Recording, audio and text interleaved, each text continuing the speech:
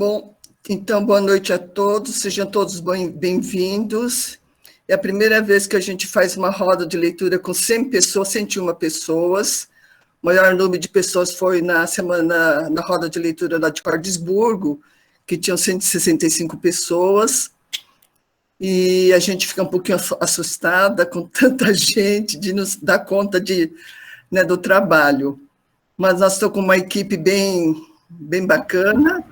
Nós estamos com 4 coordenadores e 4 colegas da técnica, que nos dão todo apoio para que a gente possa realizar a roda de leitura online, né? E essa equipe técnica faz a gravação, faz vídeo, faz edições, áudios, né, que estão dando uma retaguarda bastante importante para que a gente possa estar avançando em vários programas, né, que somos convidados, né? Dizer que hoje vai ser um encontro especial. Nós já começamos a fazer a leitura do corpo de baile, né, fazendo a leitura do campo geral, mas como há muitas pessoas que nunca leram Guimarães Rosa, ou há pessoas que nunca leram o corpo de baile, e independente das pessoas que são estudiosas e pessoas que são pesquisadoras, né, do corpo de baile da obra de Guimarães Rosa, a gente achou importante convidando um professor especialista para estar falando sobre essa obra como uma obra inteira, uma obra toda. Né, a obra, vocês sabem, que está dividida em 3 livros. O primeiro é Manelzão e Miguelinho, o segundo, No Urubucacá, e no terceiro, Noites de Sertão.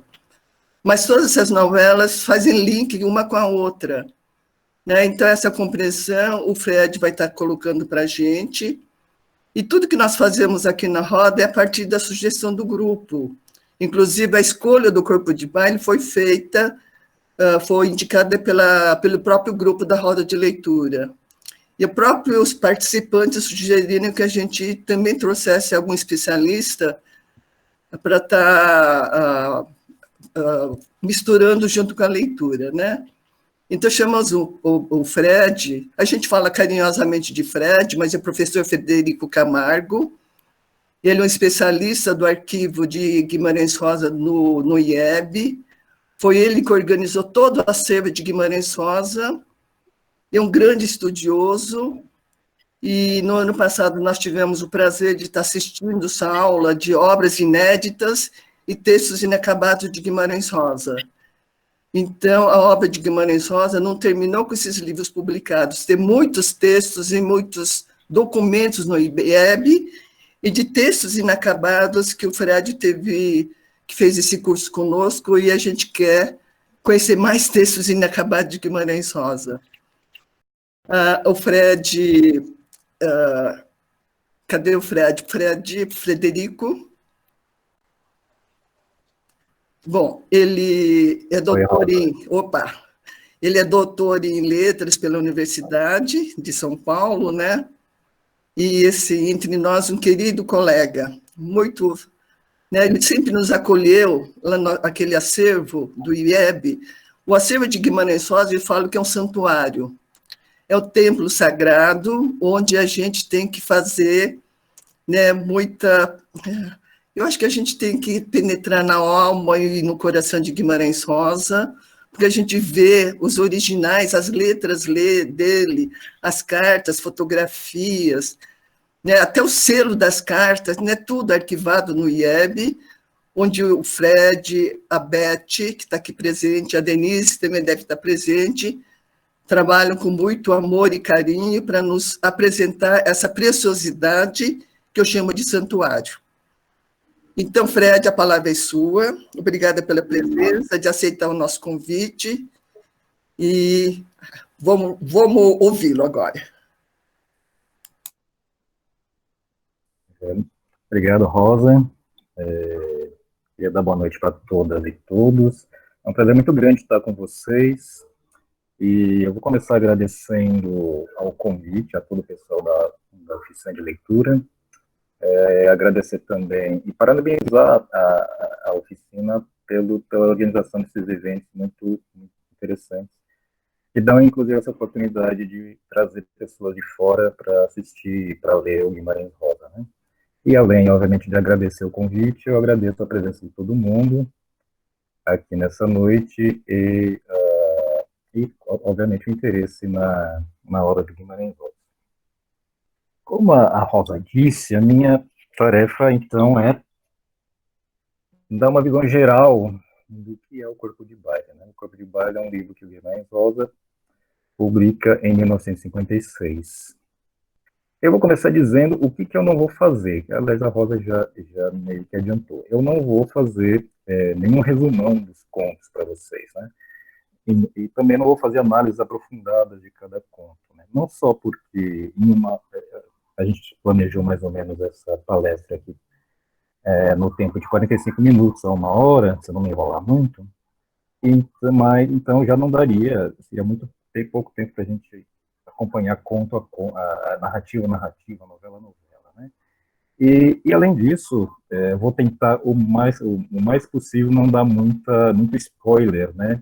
Para que vocês, na leitura de vocês possam aproveitar, quem não leu ainda, aproveitar mais ou menos como se fosse, sem saber no mínimo possível do que vai acontecer. E, obviamente, eu não vou ter condições de falar o que vai acontecer em todas as novelas, porque elas às vezes são muito extensas e cheias de detalhes, então esse risco de saber muito vocês também não vão correr. Então, o que eu estou considerando como visão geral do Corpo de Baile, que é o que a Rosa já colocou, essa ideia de que o Corpo de Baile, apesar de ele ser constituído de 7 narrativas aparentemente, em princípio, heterogêneas, elas, na verdade, elas formam um certo quadro, um certo mosaico com interligações, né? Então, muitas vezes os escritores, na hora que eles publicam livros que são compostos por vários textos, ou várias partes, como livros de poemas, livros de contos, livros de crônicas, etc., às vezes eles reúnem coisas que estão na gaveta e juntam no mesmo livro. Então, a gente, em vez de partir dessa ideia de que o Corpo de Baile seja um livro de reunião meio arbitrária, de textos que estavam meio na gaveta, ou então que foram escritos durante um longo tempo e depois o autor resolve juntar num livro, na verdade, a gente vai tentar passar essa ideia de que o Corpo de Baile, na verdade, ele foi cuidadosamente planejado pelo Guimarães Rosa, né? Inclusive, todas as narrativas de Corpo de Baile são inéditas, né? Então, ele passou um tempão escrevendo essas narrativas para serem publicadas desse jeito num livro, né? Então,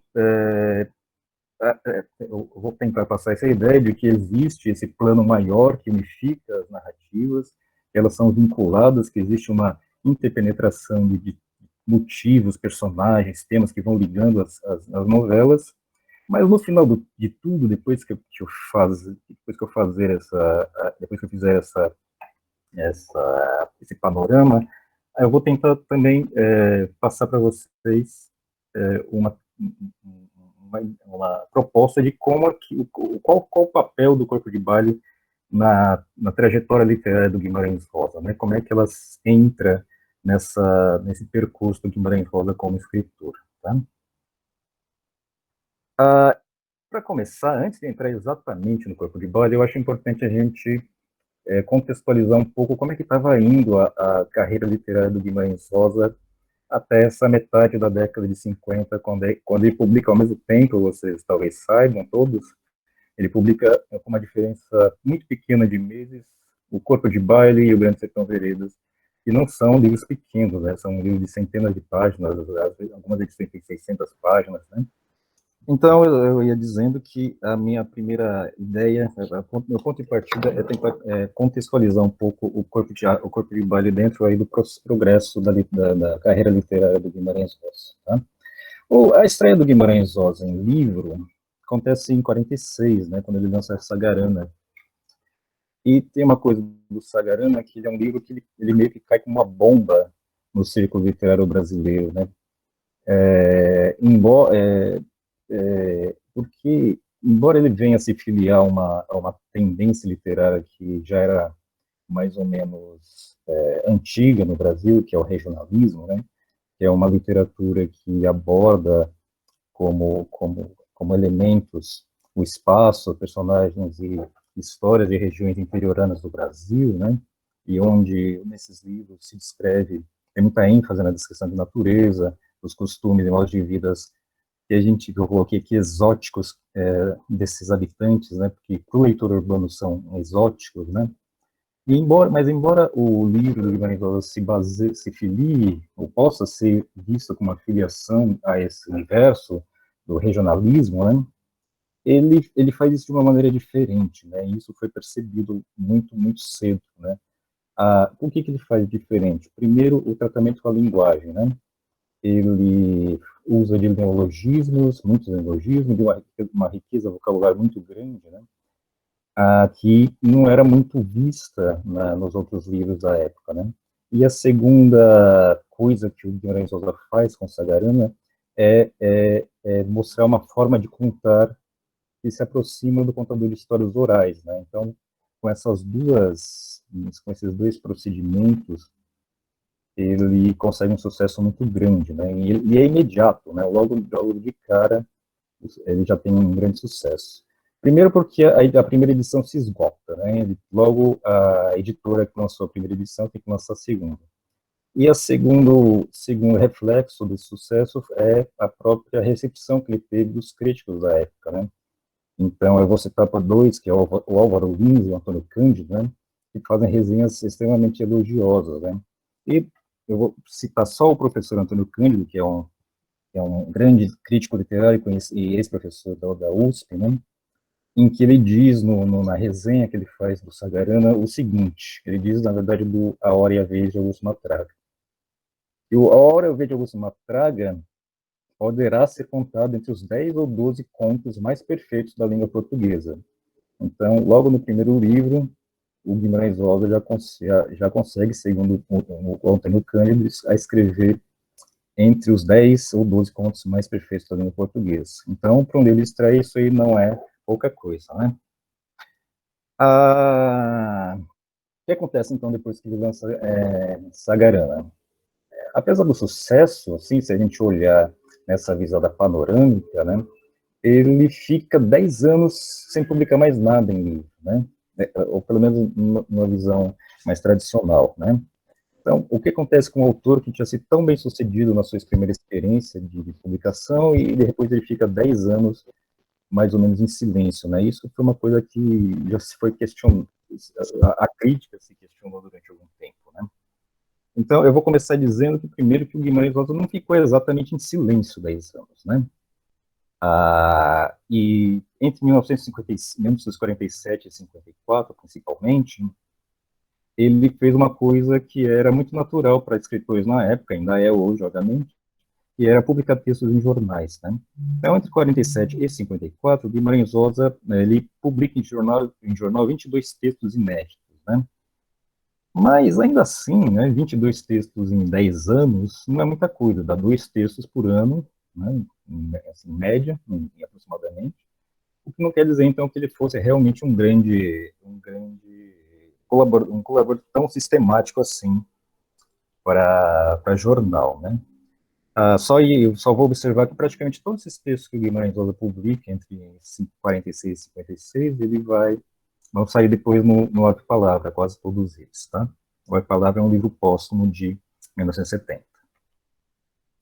Outra coisa que o Guimarães Rosa faz nesse período entre Sagarana e Corpo de Baile, ele publica um livro, né? Então não é verdade que o segundo livro do Guimarães Rosa é o Corpo de Baile. Ele publica um livro em 52, na verdade um livrinho, um livreto, que é chamado Convaqueiro Mariano. O Convaqueiro Mariano hoje ele está publicado no Estas Histórias, né? Que é um livro póstumo também de 69. Mas na época ele tinha sido publicado em 3 partes num jornal, né? Então o que o Guimarães Rosa faz? Ele junta esse texto que foi publicado em várias partes no jornal e publica um livrinho de tiragem limitada. Então é até bem difícil achar as exemplares desse livro, né? Mas ele publicou, então, se a gente for fazer uma história correta do que Guimarães Rosa fez em termos de publicação, esse aí é o segundo livro de Guimarães Rosa. O que mais que o Guimarães Rosa faz entre 46 e 56, né? Como vocês talvez todos saibam, Guimarães Rosa era diplomata, né? Então, uma das coisas que ele faz em especial entre 48 e 51, ele viaja, na verdade, ele é designado para a Embaixada de Paris, né? Então ele passa lá mais ou menos 3 anos em Paris. Em Paris, ele realmente parece que não escreve nada em termos ficcionais, em termos de literatura, mas em compensação ele escreve um diário. A gente conhece, talvez muita gente conheça o Diário da Alemanha, que ele é o diário que ele escreveu durante a Segunda Guerra Mundial, na época que ele era vice-cônsul em Hamburgo, né, na Alemanha, e temos depois, então, nesse período, o Diário de Paris, em que ele escreve lá em Paris, na França. Né? Pelo Diário de Paris, a gente consegue perceber o que ele fazia, né? Ele visitava museus, ele visitava parques, ele visitava zoológicos, né? E além, de, obviamente, de viver a boa vida de Paris, que ninguém é de ferro, né?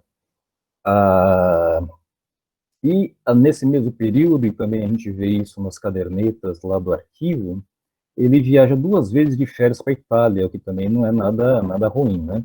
Então, ele faz tours pela Itália, visitando também museus e lugares turísticos e históricos, e anota tudo isso em cadernetas, né?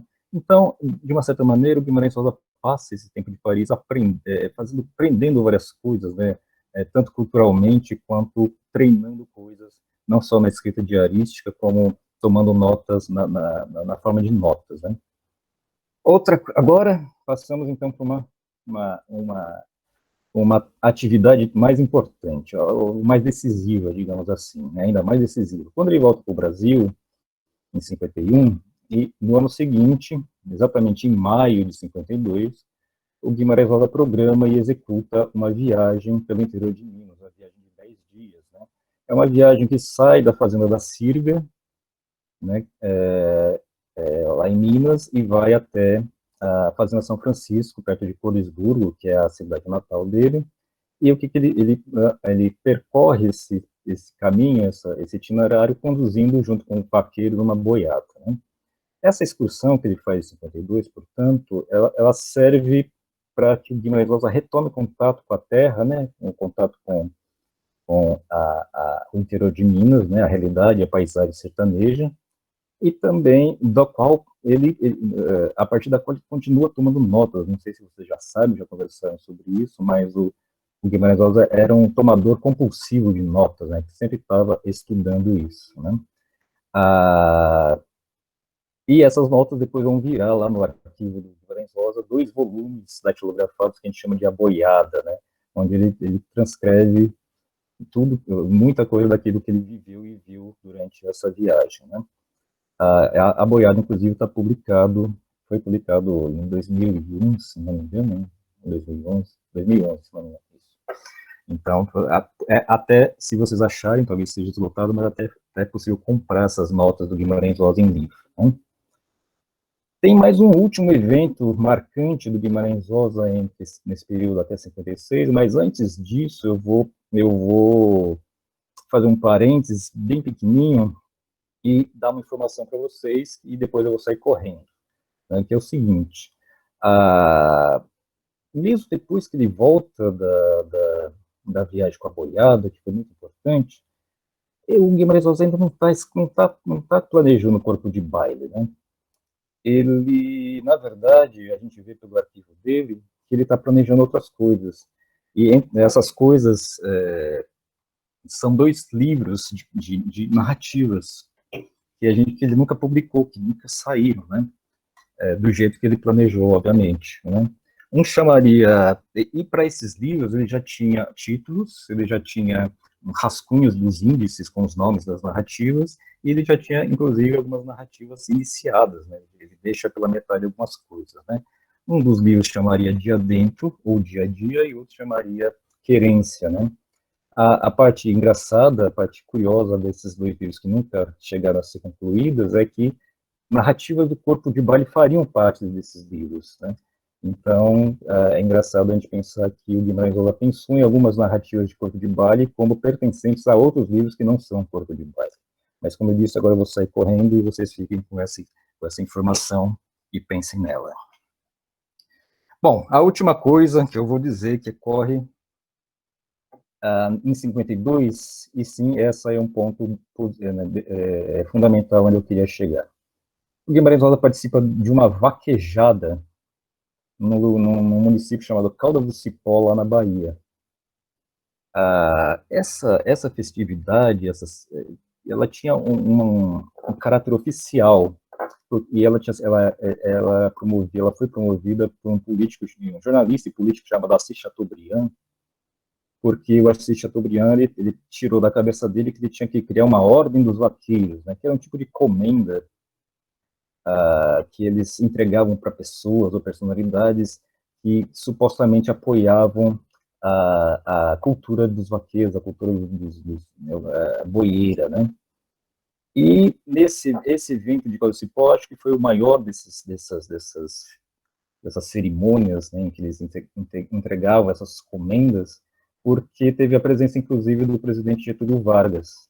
Inclusive, foi por isso que o Guimarães Rosa foi para lá. Um dos motivos por que ele foi para lá, porque ele estava na comitiva do presidente, como ele era fazia parte do Ministério das Relações Exteriores, né? E, além disso, foram outras autoridades governamentais. E aí eles assistiram uma apresentação de cerca de 600 vaqueiros de diversas regiões do Brasil, né?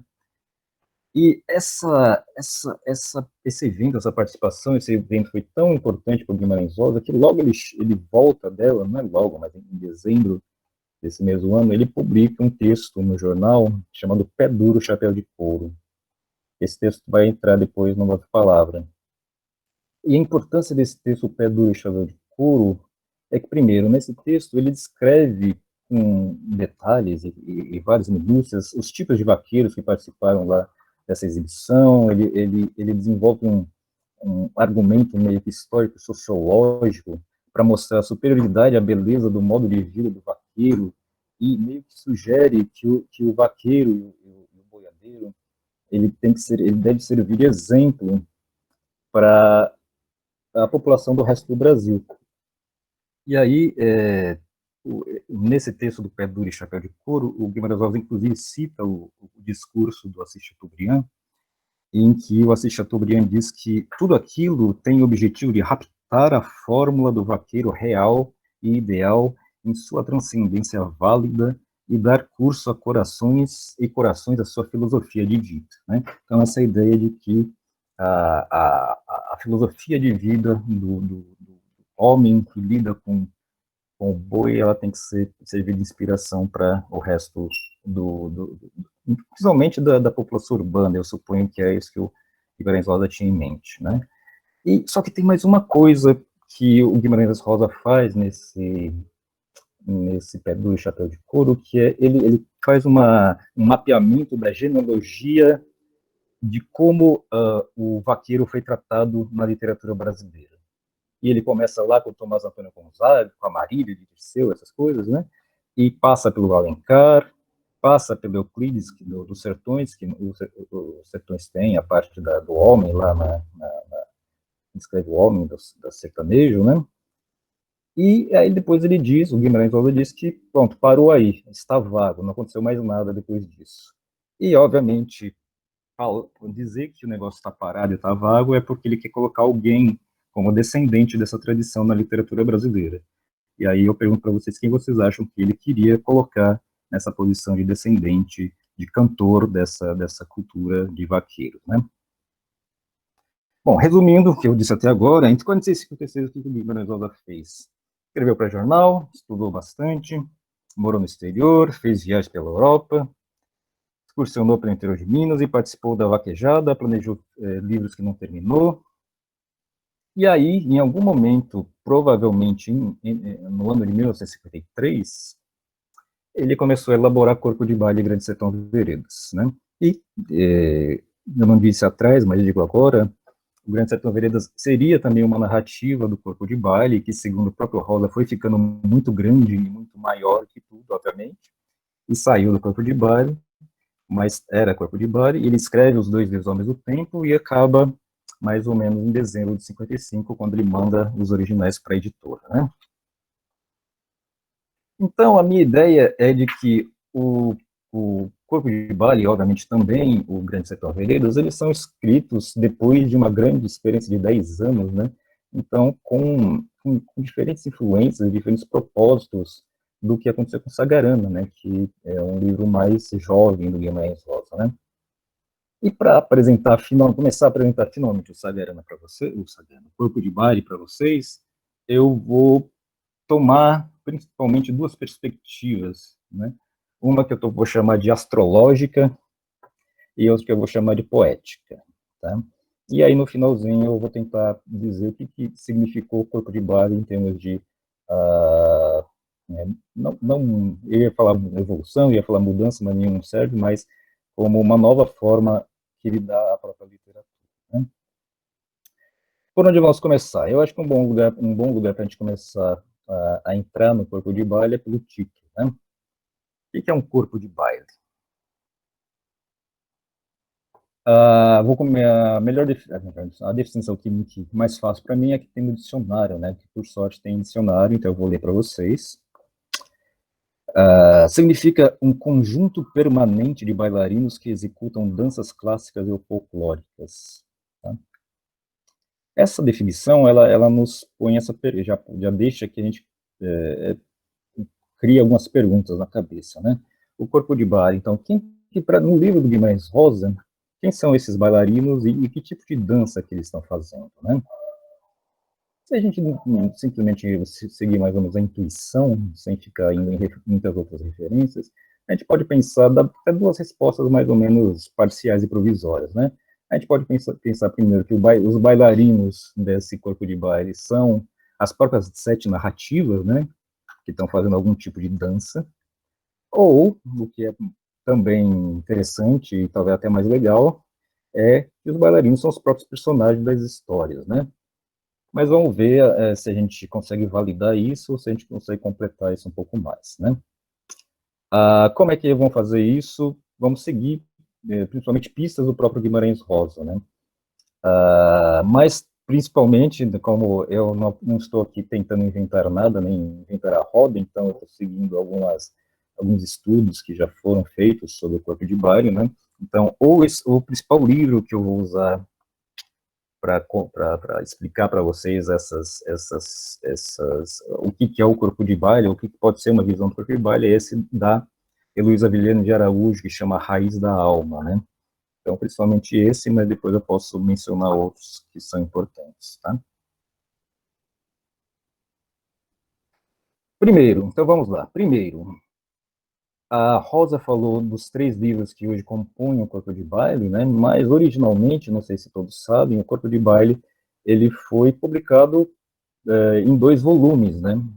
E ao mesmo tempo, e os 2 volumes chamavam Corpo de Baile, né? Não havia essa divisão de subtítulos que hoje existe, né?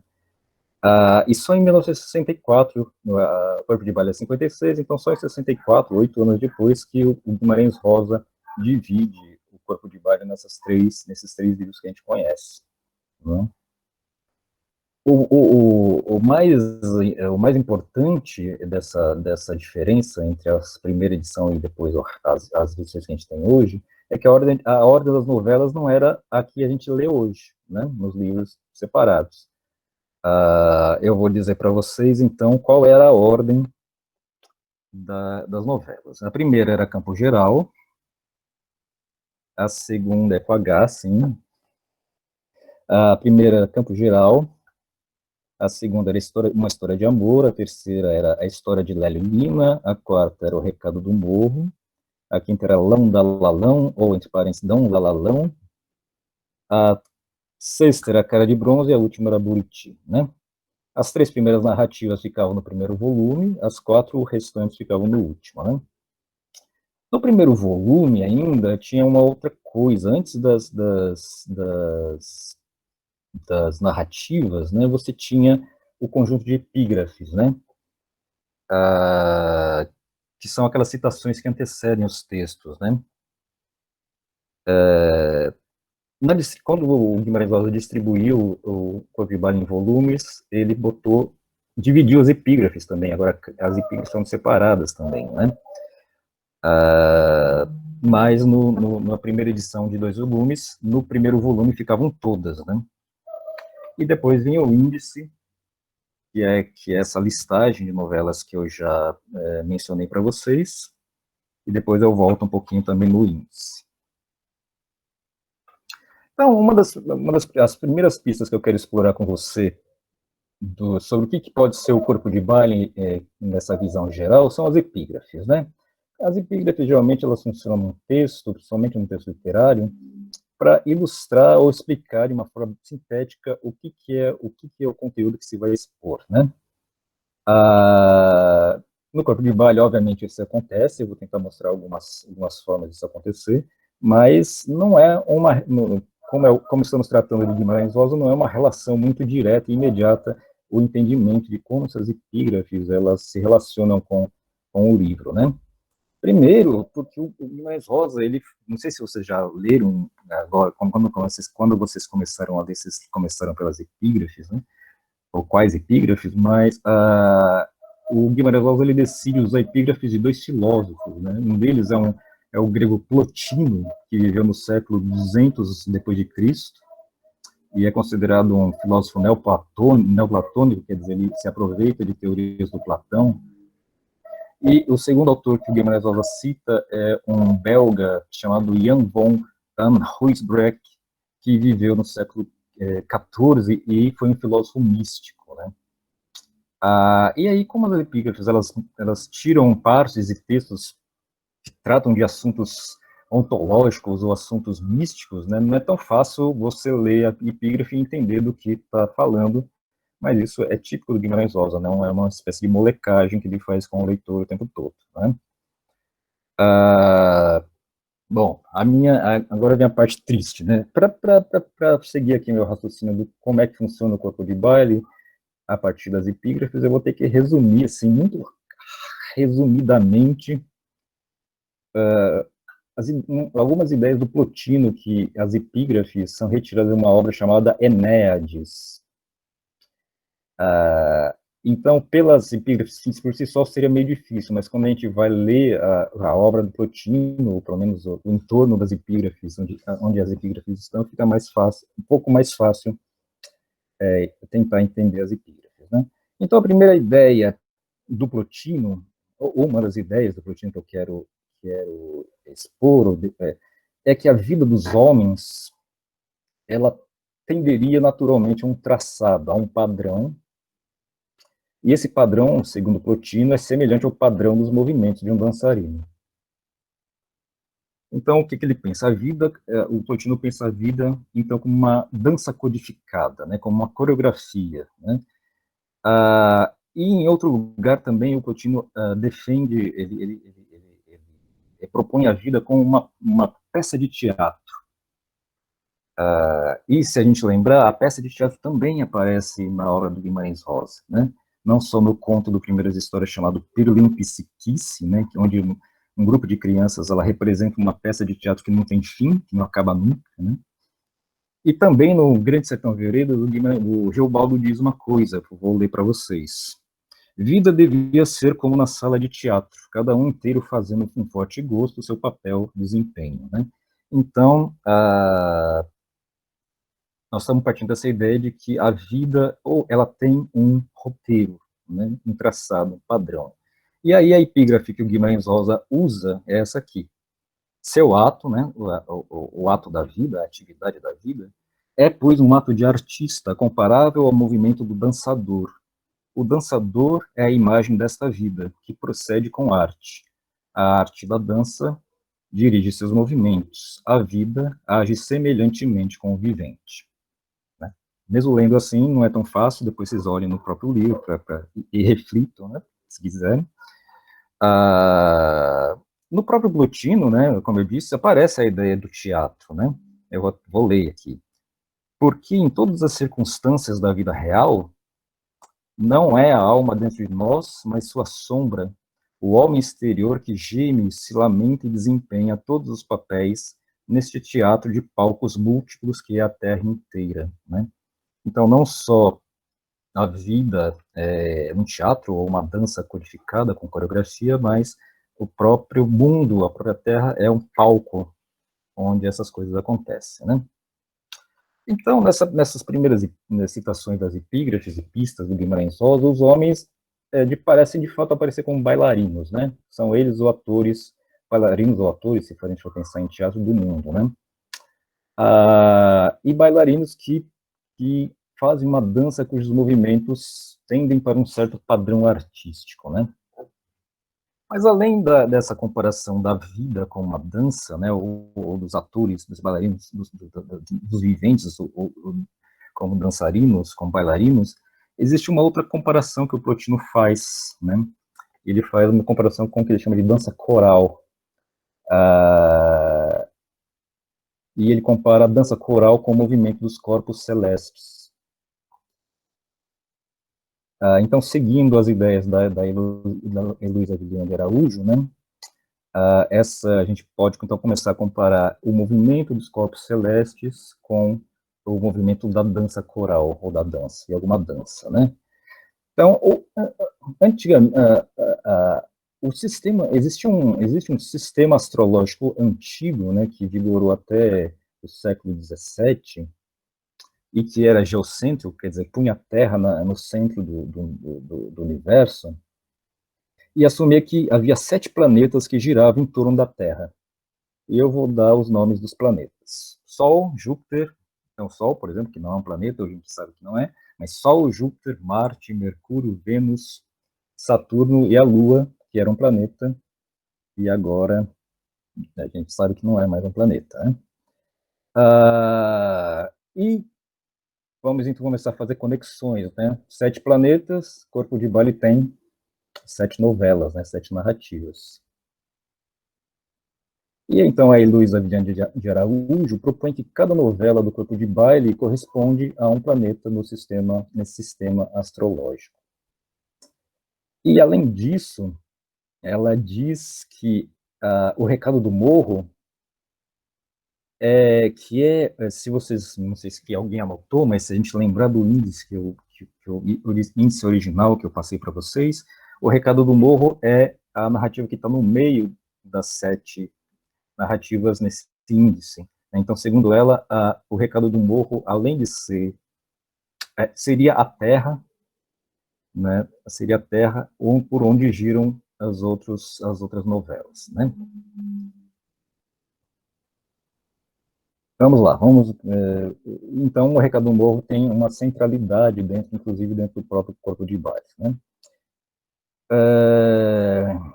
Entre 59 e 67, o Guimarães Rosa ele trocou uma série de cartas com o tradutor italiano dele, um chamado Eduardo Bizzarri, né? E o Eduardo Bizzarri, uma das coisas que ele estava fazendo na época, principalmente, era traduzir o Corpo de Baile para o italiano, né?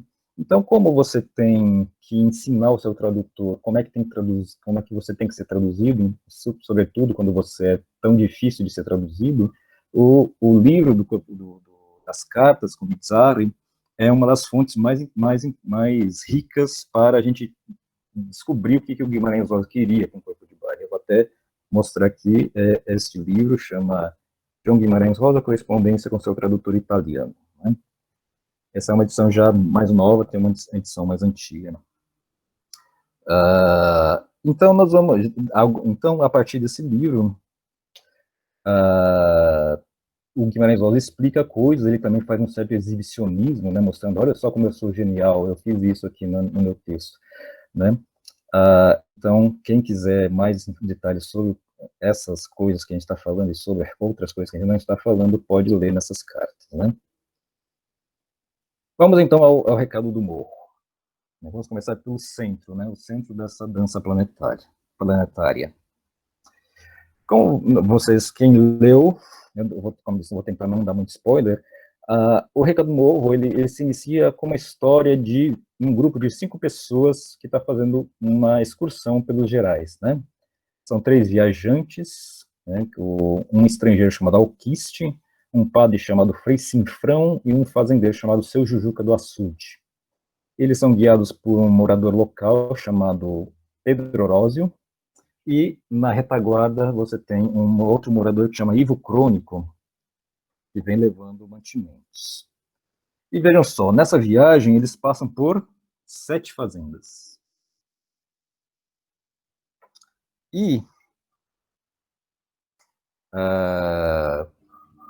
Tem outro detalhe dessa narrativa, é que o Pedro Orozio, que é o herói, que é o protagonista dessa novela, dessa narrativa, ele também tem 7 companheiros, né? Então a gente está vendo uma certa multiplicação do número 7 aí pela narrativa, né? Pelo corpo de base, né? Então, numa carta ao Eduardo Bizzarri, de 18 de novembro de 63, o que o Guimarães Rosa faz? Ele diz para o Bizzarri que os nomes dos donos das fazendas por onde esse grupo de viajantes passa, e os nomes dos companheiros do Pedro Orozio, todos eles estão ligados a um aspecto planetário, a expressão, né, do Guimarães Rosa, a um aspecto planetário ou uma correspondência astrológica. A correspondência astrológica também é um termo do Guimarães Rosa. Então vamos ver quais são essas correspondências, né? Vou começar, então, pelos donos das fazendas. Cada um tem um nome, né? Então, eles passam por uma fazenda de um dono chamado Jove. O Jove, então, vai corresponder ao planeta Júpiter, porque Jove é outro nome do deus romano Júpiter, né? Outra dona da fazenda é a dona Vininha, que corresponde ao planeta Vênus, que então é uma espécie de diminutivo de Vênus, Vininha, né? Nós temos o Nho Hermes, que corresponde ao planeta Mercúrio, né, porque o Hermes é o nome grego de Mercúrio. Nós temos a Nha Selena, que corresponde à Lua, porque a Selena era a deusa grega da Lua, né? Temos o Marciano, obviamente, nem preciso falar, ele é correspondente a Marte. Nós temos Apolinário, que corresponde ao Sol, porque o Apolo, na mitologia grega, é o deus do Sol. E temos o Juca Saturnino, que corresponde naturalmente a Saturno, né? Mas a brincadeira do Rosa não fica só em fazer essas coisas cifradas com os nomes dos donos das fazendas, né? Tem um parágrafo em que ele junta tudo e dá características das próprios eventos que ocorrem nas fazendas associadas a esses planetas, né? Então eu vou ler o trecho e vou comentando à medida que eu vou lendo. Então, isso é Guimarães Rosa.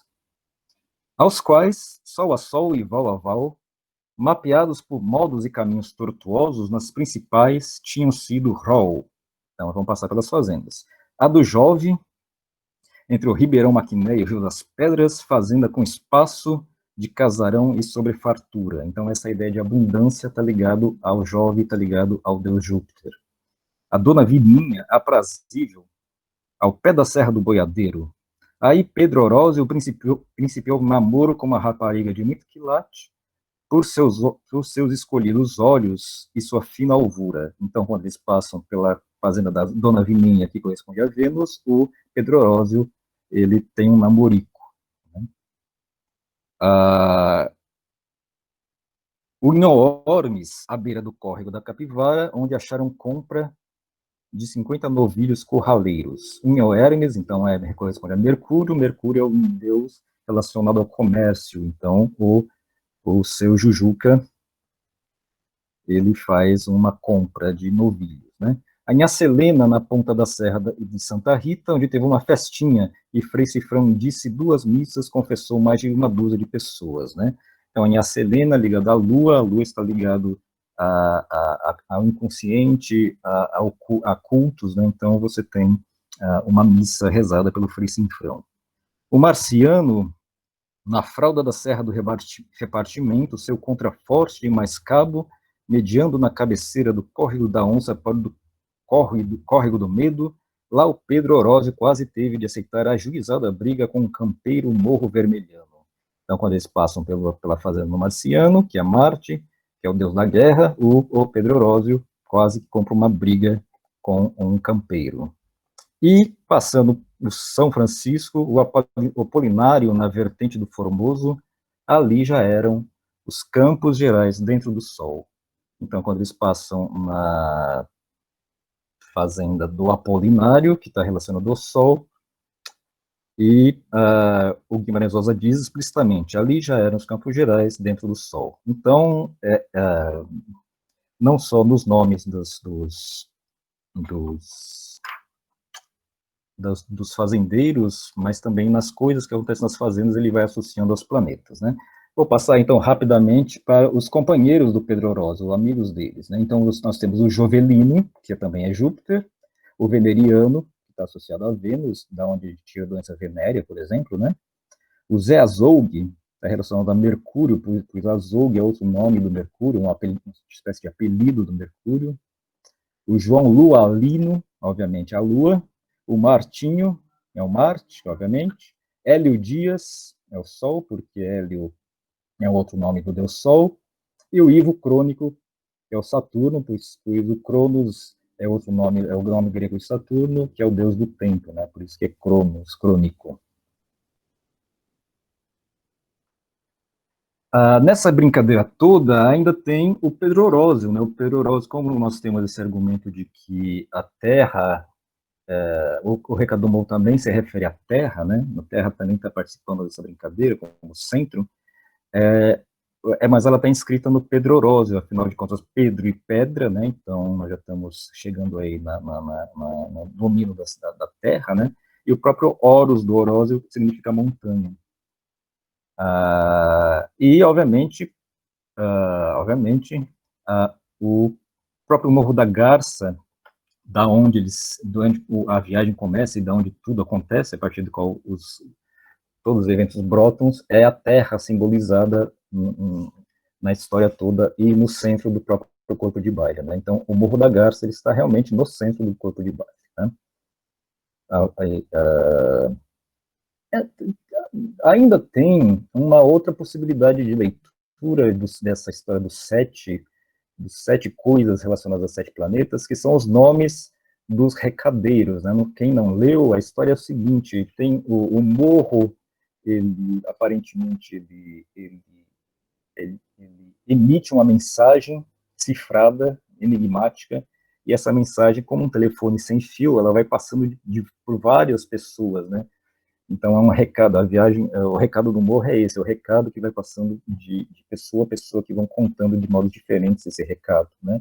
E aí são 7 recadeiros também, e cada um deles, o professor José Miguel Wisnik, não sei se vocês conhecem, ele tem um artigo chamado Recado da Viagem, onde ele tenta atribuir para cada um desses recadeiros um planeta. Mas como esse raciocínio é um pouquinho mais complexo, eu vou deixar para um dia fazer isso com vocês, né? Então o Recado do Morro, aparentemente, como ele tem dentro dele esse esquema planetário, ele está no centro do corpo de baile, ele é uma espécie de corpo de baile em miniatura, né? E isso também, o próprio Guimarães Rosa chama a atenção numa outra epígrafe do Plotino. Ele diz: é por isso que a Terra está situada no centro, como uma ponte sobre o abismo.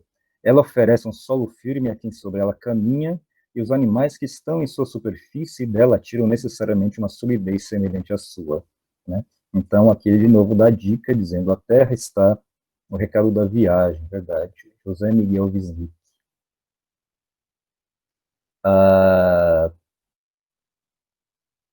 Então, ele está no centro, o Guimarães Rosa dá a dica, né? A Terra no centro,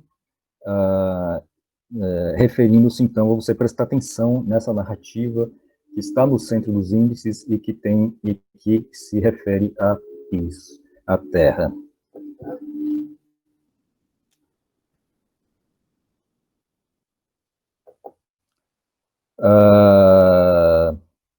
E, obviamente, o Recado de um Morro é a Terra, e ela é uma espécie de oráculo, e o morro é uma espécie de oráculo divino, né, que revela verdades à humanidade, né?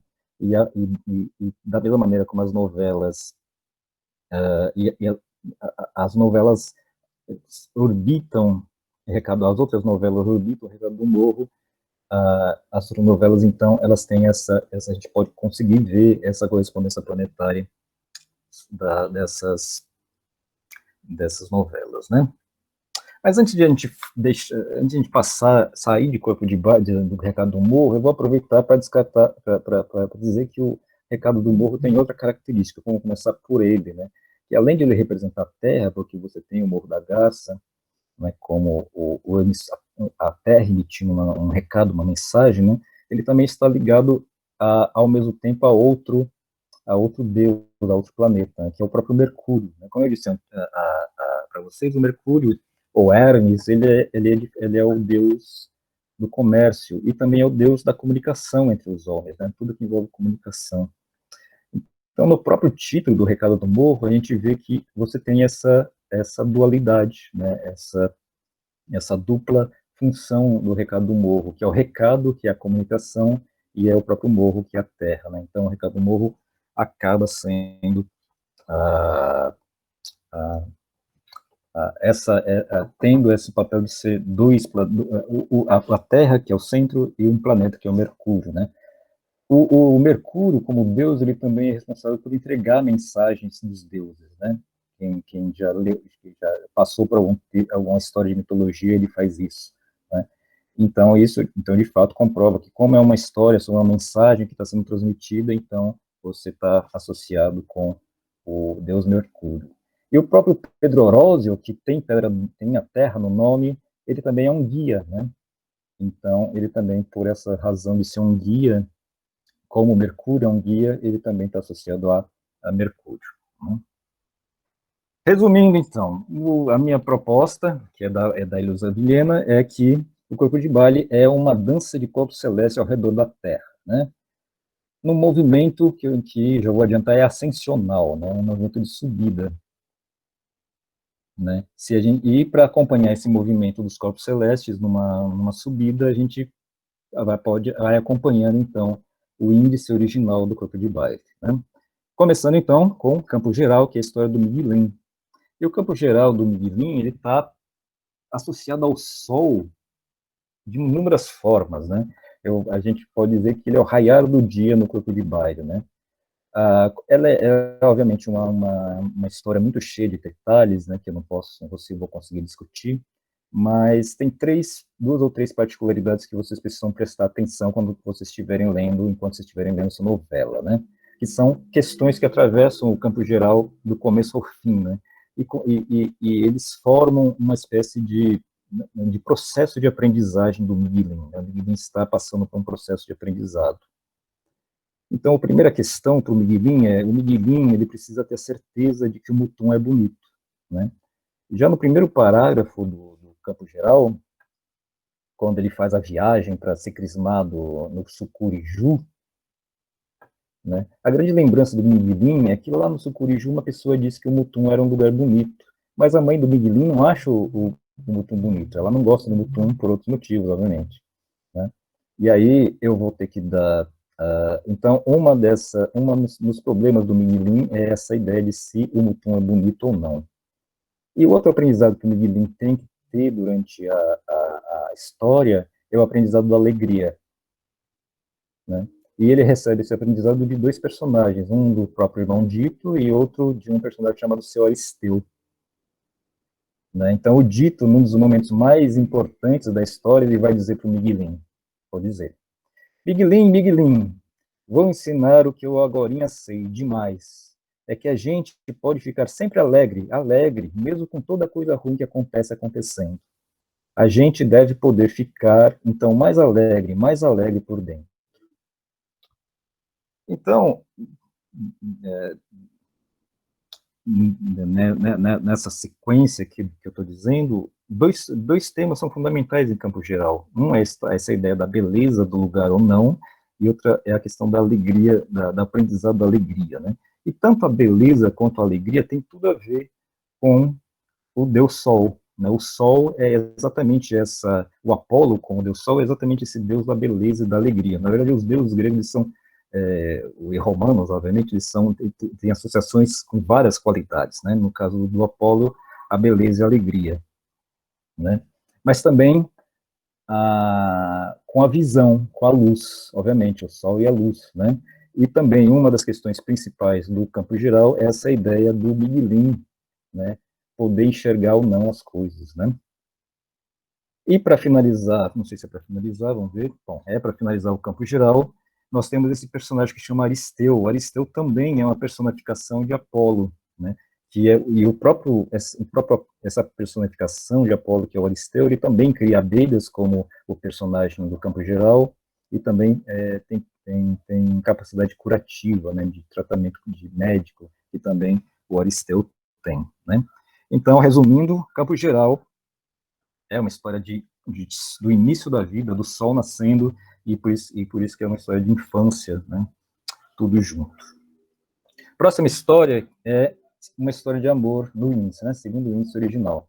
Uma história de amor, festa de Manuelzão. E essa história ela está associada a Júpiter, porque é uma história de uma fundação de uma capelinha, uma história sobre religiosidade, e em que o sagrado está muito presente, né? E como o Júpiter é o principal deus, é o pai dos deuses, né? A gente pode fazer essa equivalência entre Júpiter na mitologia, no caso romana, né?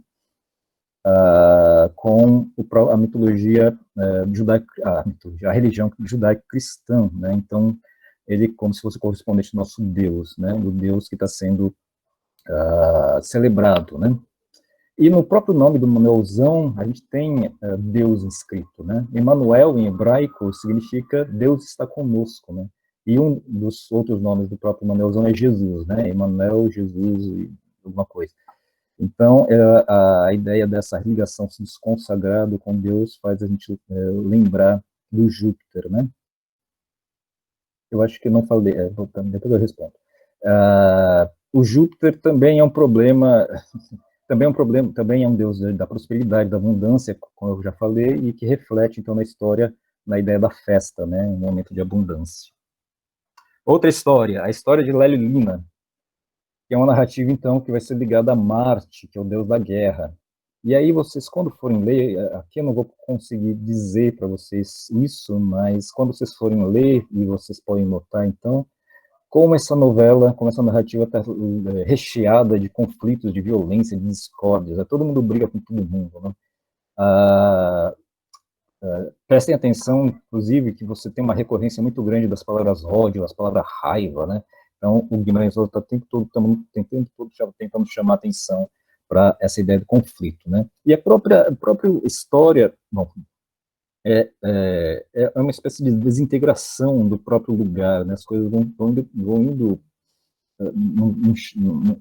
vão meio que piorando durante a história, né? É uma história não existe uma resolução para todos os personagens, só os dois, o Lélio e a própria Lina, que vão embora e tem uma certa resolução, né? Eu vou pular, então, o Recado de Morro, que a gente já sabe que é Terra e Mercúrio, né? E o próximo é Dom Lalalão, que é uma história influenciada, então, por Vênus, principalmente pela personagem Doralda, né? Doralda, que era uma ex-prostituta e agora é a mulher do Surupita, né? O Surupita, ele é um ex-matador, né?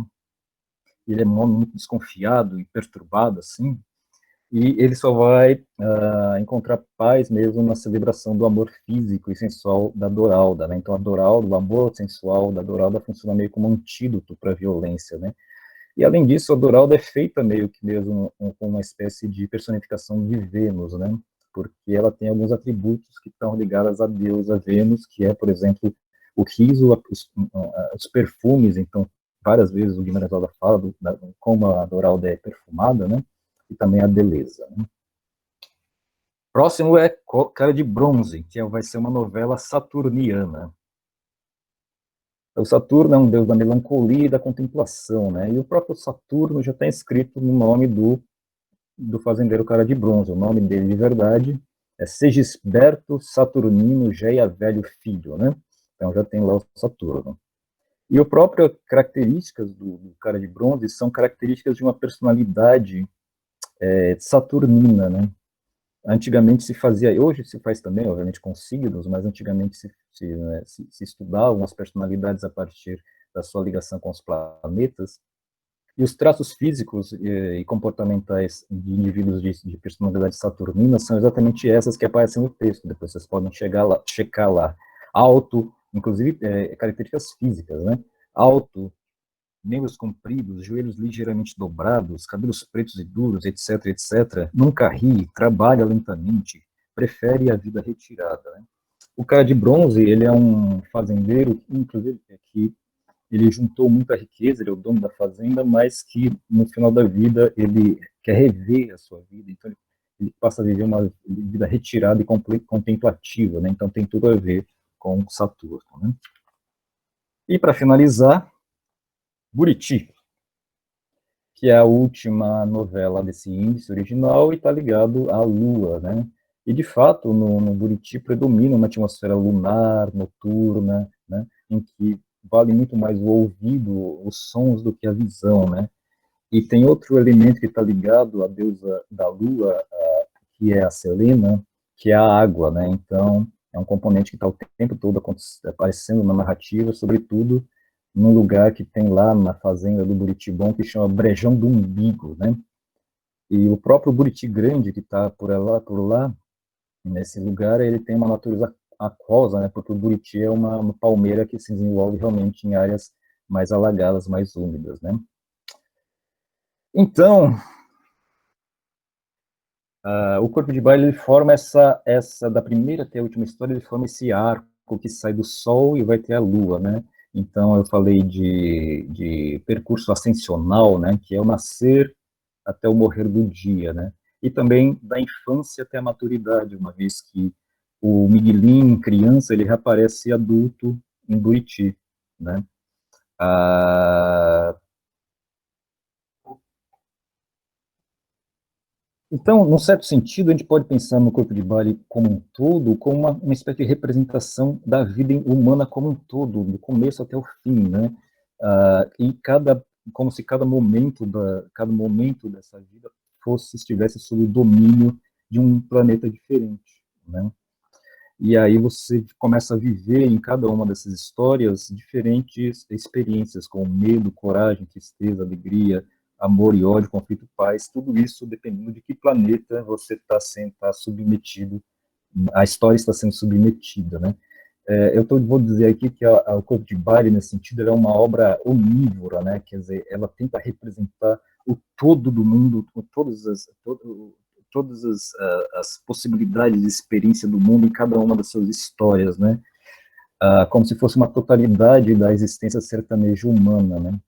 E para citar, digamos assim, um último epígrafe que tem no Corpo de Bari, que é o Coco de Festa, do Chico Brabós, né? Depois vocês vão lá e ler, em que são versos que tem o tempo todo a palavra querer, né?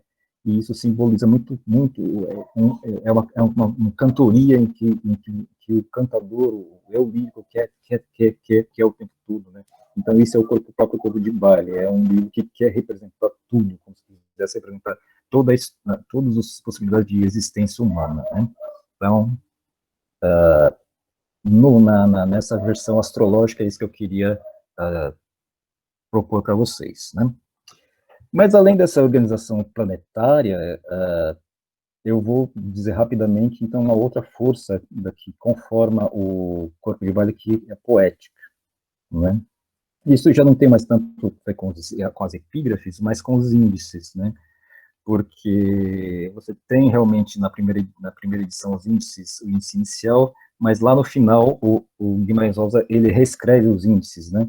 Então que ele separa os índices em diferentes conjuntos, né? Então ele junta num conjunto chamado Gerais, algumas narrativas, e no outro conjunto chamado Parábase e outras narrativas, né? Das narrativas chamadas gerais, classificadas como gerais, ele as chama de romances, e a da Parábolas ele chama de contos, né? Essas diferentes classificações do Guimarães Rosa, por exemplo, lá no primeiro início ele chama de poemas, né? No título do Corpo de Baile, na capa, né, na folha de rosto, ele chama de novelas, as 7 novelas. Depois ele chama de poemas, depois ele chama de romances, depois ele chama de contos, né? Alguns de novela, de romance e alguns de contos, né?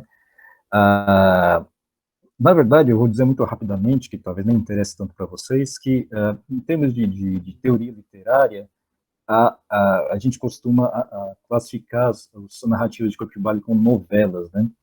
Na teoria literária, você tem 3 grandes tipologias narrativas, né? Que é o romance, o conto e a novela. O romance é aquela narrativa bem estendida, com enredo complexo, vários personagens. O conto é aquela narrativa curta, com poucos personagens, um enredo mais ou menos simples. E a novela é uma coisa meio intermediária, né? Então, as narrativas do Corpo de Baile a gente costuma classificar de novelas porque elas não chegam a se configurar como romances pela complexidade dos enredos, mas também não são contos porque elas são bastante extensas, né, e tem uma certa complexidade. Ou a novela é esse meio termo, assim, essa área cinzenta, que a gente classifica quando a gente não consegue nem dizer que é um romance, nem que é um conto, né. A ideia do Guimarães Rosa chamar, por exemplo, as narrativas de poemas, também é uma certa perturbação na nossa teoria, né? Porque, como são narrativas, você não consegue,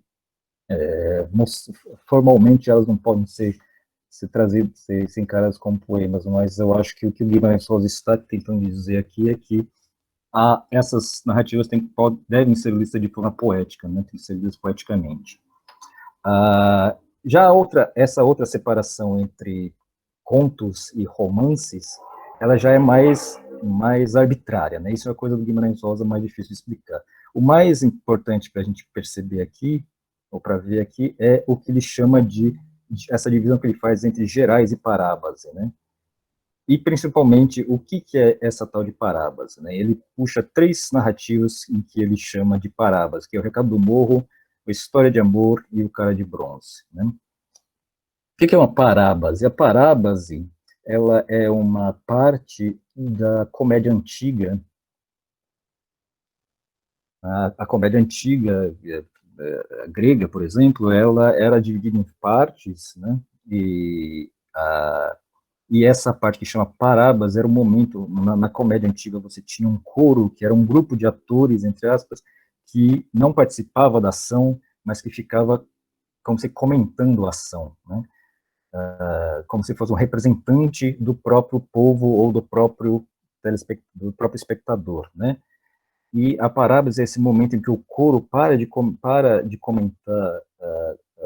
ele para de comentar dentro da peça, né, comentar a peça dentro da peça, e ele se volta para o público e começa a conversar com o público, e ele discute o que está acontecendo na peça com o público, né?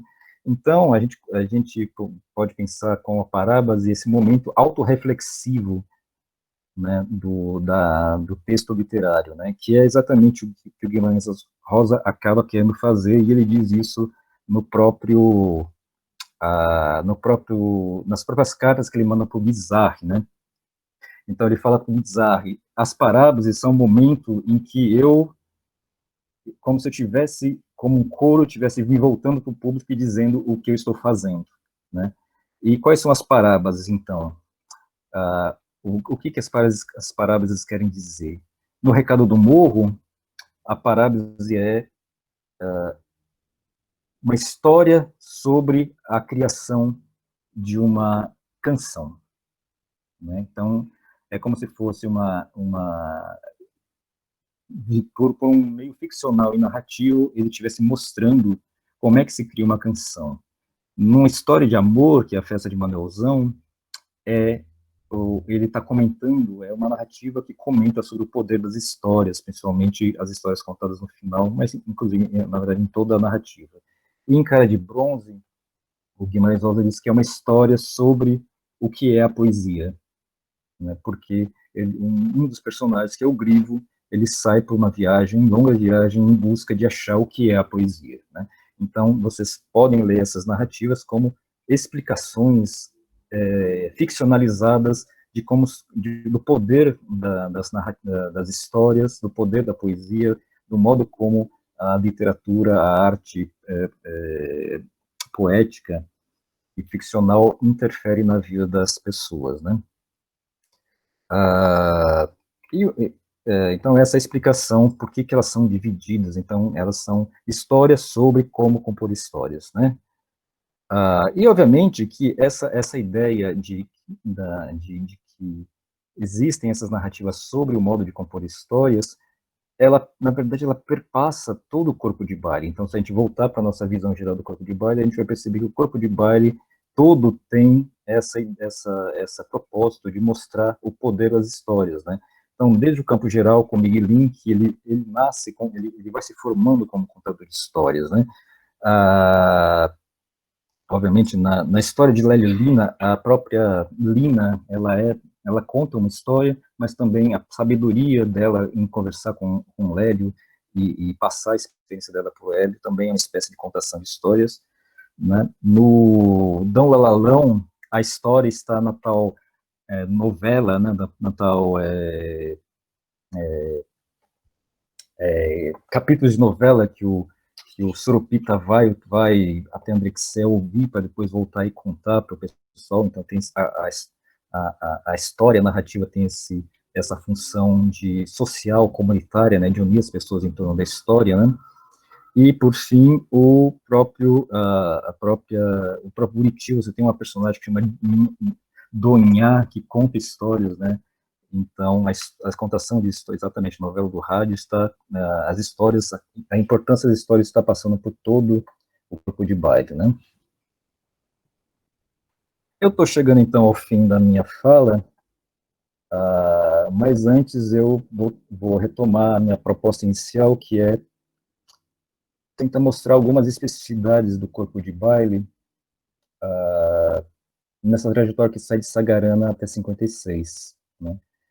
E em 46, o Guimarães Rosa, que é quando o Sagarana é publicado, o Guimarães Rosa ele manda uma carta para um jornalista chamado João Condé, em que ele diz por que ele escolheu o interior de Minas para palco de suas histórias. Eu vou ler para vocês. Àquela altura, porém, eu tinha de escolher o terreno onde localizar as minhas histórias. Podia ser Barbacena, Belo Horizonte, o Rio, a China, o arquipélago de Neo Baratária, o espaço astral, ou mesmo o pedaço de Minas Gerais que era mais meu. E foi o que eu preferi, porque tinha muitas saudades de lá, porque conhecia um pouco melhor a terra, a gente, bichos, árvores, porque o povo do interior, sem convenções, poses, dá melhores personagens de parábolas. Como eu disse para vocês, o Sagarana realmente foi um sucesso, ela é realmente uma grande obra, mas eu pessoalmente vejo como no corpo de baile a maestria literária de Guimarães Rosa ela sofre um grande aumento, né, uma grande intensificação, né? E eu vou dizer aqui, depois vocês podem brigar comigo, ele supera algumas deficiências que estão no Sagarana, né? Eu vou botar deficiências entre aspas, né? E eu tinha esse sentimento de que existe essa melhoria também, entre aspas, do Sagarana para o corpo de baile, até que, e eu não sabia definir exatamente o que era isso, até que recentemente eu encontrei um artigo de um crítico, uma resenha de um crítico chamado Sérgio Millier, né, de 46, inclusive, então logo que saiu o livro, em que ele define isso que eu quero dizer. Eu vou, então, citar o Sérgio Millier. Ele começa elogiando muito o Guimarães Rosa. Ele diz assim: a língua é de uma riqueza vocabular estupenda. Há achados repetidos de novos ritmos, reveladores de um grande temperamento poético. Mas logo um pouquinho mais para frente, ele vai lá e diz o que eu queria que ele dissesse. Então, estou preparado para sair correndo também. O que, sem dúvida, falta aos contos de Guimarães Rosa em Sagarana é a participação mais íntima do autor na vida de seus personagens. Ele, o autor, o narrador, enfim, fica sempre de fora a observar as coisas e os homens, a anotar expressões e pormenores pitorescos, sem nunca viver intensamente as desgraças e alegrias deles. Então, resumindo, em Sagarana, o Guimarães Rosa se mostra um exímio contador de histórias, disso não há dúvida, né? Mas eu tenho essa impressão, e o Sérgio Millier também, que ele não estava ainda completamente comprometido com a sua matéria, com os seus objetos, né? Com seus personagens, né? E isso por três motivos.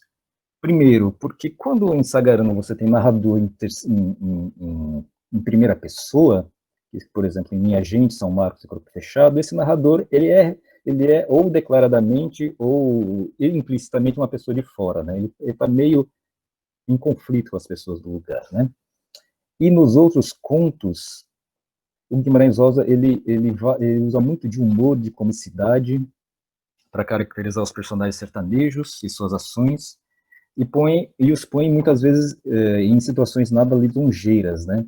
Então, o Francolin, no Burrinho Pedrez, né, ele é sempre jocosamente interpelado pelo dono da fazenda. O Babu também, do Burrinho Pedrez, ele é mostrado cavalgando um burrinho bêbado. O Francolin, de novo, ele é salvo da enchente, agarrado no rabo do burrinho, né? No A Volta do Marido Pródigo, lá no Latiel, tudo bem, é engraçado, mas ele é mentiroso, mulherengo, trapaceiro.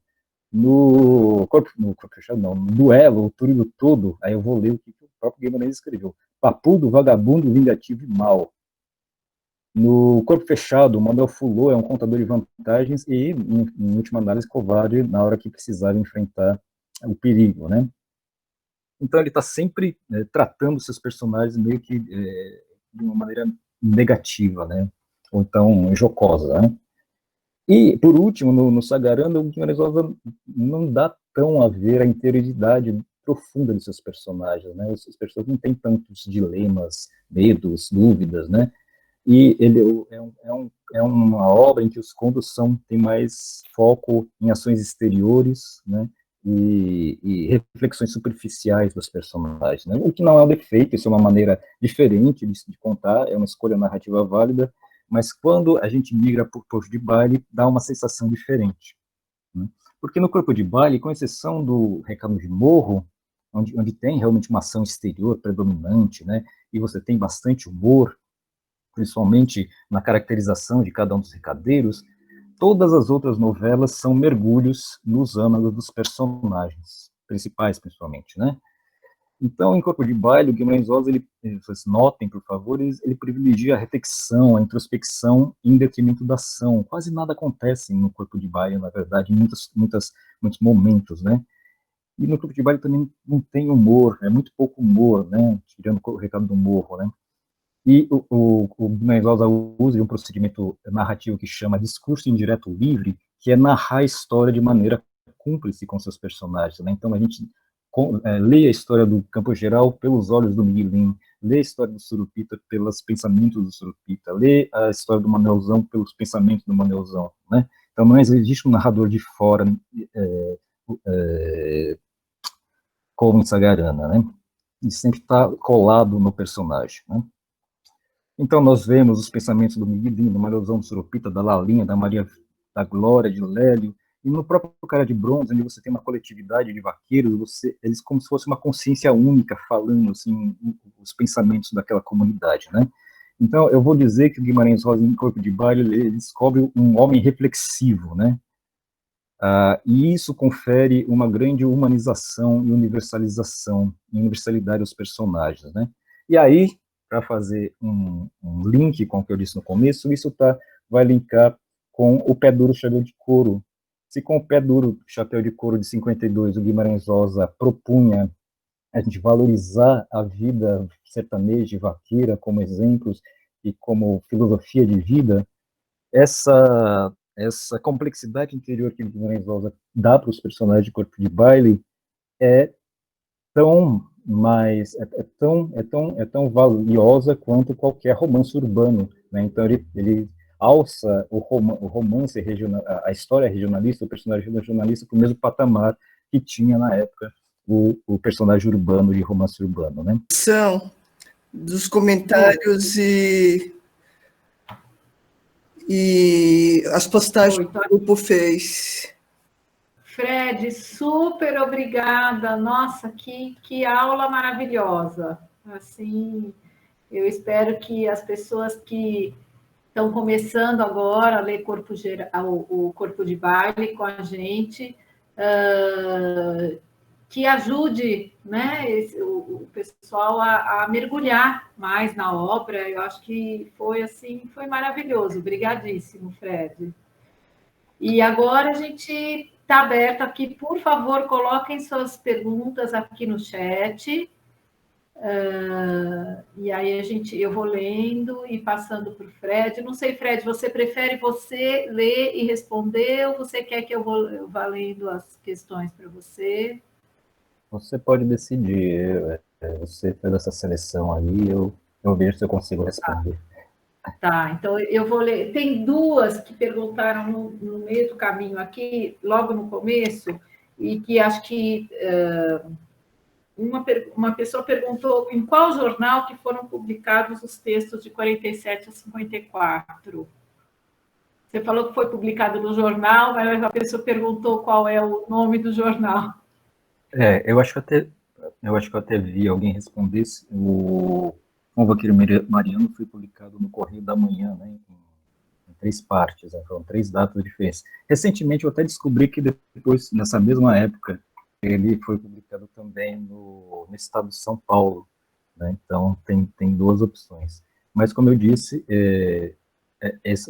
tanto o Vaqueiro Mariano quanto o Pé do Chapéu de Couro estão publicados em livro. Um no Essas Histórias, o outro no Ato Palavra, tá? Tá. O Pé Duro,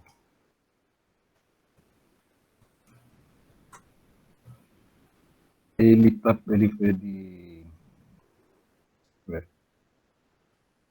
foi publicado num jornal chamado O Jornal, em 52, em dezembro de 52.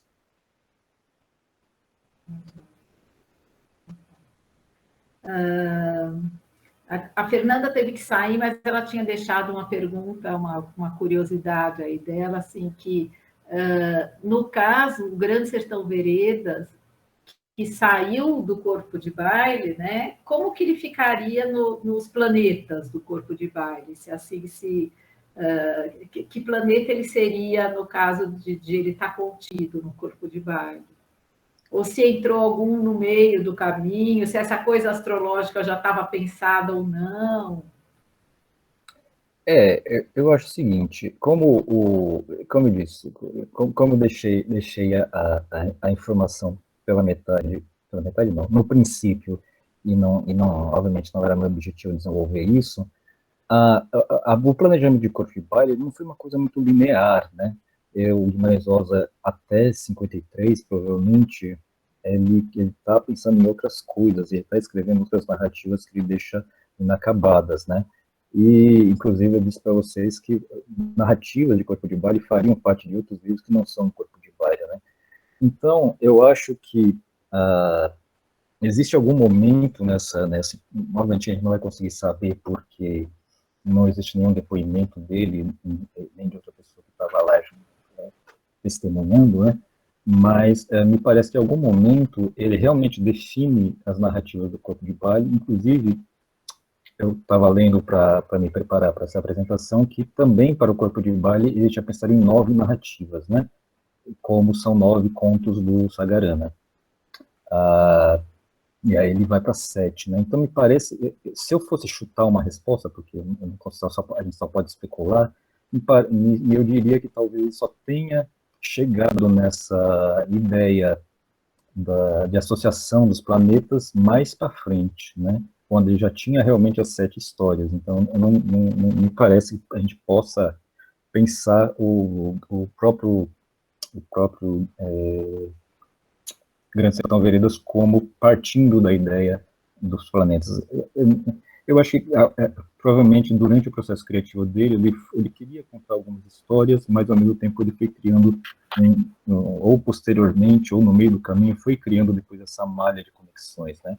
O que não é uma coisa tão difícil, tão impossível de fazer, né? De você já pegar histórias que estão em andamento e perceber, eu posso dar essas interconexões entre elas, né? Mas já com as 7 histórias já fechadas, né? Me parece que haveria lugar nesse caso para que outra história tivesse pelo caminho antes de que ele pensasse o esquema planetário.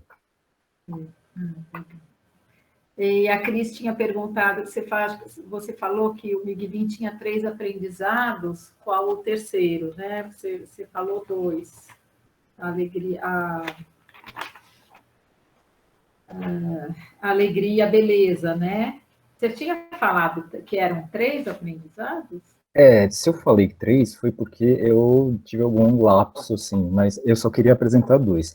Obviamente que, se a gente lê o campo geral, você vai encontrar outros aprendizados. A própria ideia de ele saber o que é o bem e o mal, né? Por exemplo, bom, já passaram, não sei se já passaram, tem uma cena em que ele tem que decidir se ele entrega um bilhete do tio para a mãe, né?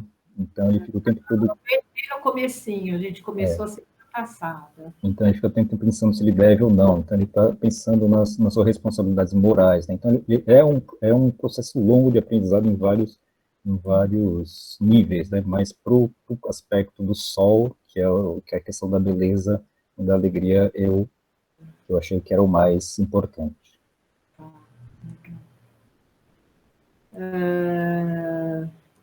Miguelim pode ser um alter ego do Rosa? A Gisele pergunta.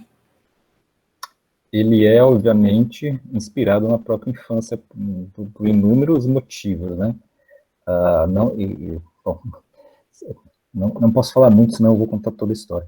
Mas, com certeza, é baseado na própria ou se vocês lerem o livro do tio do Guimarães Rosa, do Vicente Guimarães, ele conta coisas, então, que depois a gente vai ver que estão no campo geral, né? O Guimarães Rosa, de fato, ele fazia isso o tempo todo, ele pegar fatos da sua própria biografia e inserir nos seus textos ficcionais, né? Então, isso a gente vai acertar quase sempre, se a gente pensar se o Guimarães Rosa viveu ou não, quase sempre a gente acerta. E a Regina Prado, eu vou ler a questão dela. Estou iniciando meus estudos, mas vi na análise feita uma conexão que Guimarães, talvez, desculpe a ousadia, tenha feito a nível alquímico. Talvez ele também fosse iniciado na alquimia. Isso com certeza, né? Na verdade, essa linha de pesquisa mística do Guimarães Rosa, ela já tem muitos trabalhos, ela dá muito pano para manga, né? A própria Heloísa Vilhena, ela escreve depois desse A Raiz da Alma,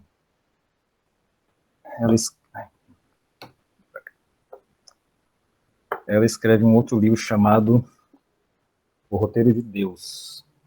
Não sei se, obviamente, eu não consigo saber se vocês enxergam, mas chama O Roteiro de Deus, que aí também, de novo, ela explora inclusive as outras epígrafes que não são do Plotino, que são do Ruiz Breck, né?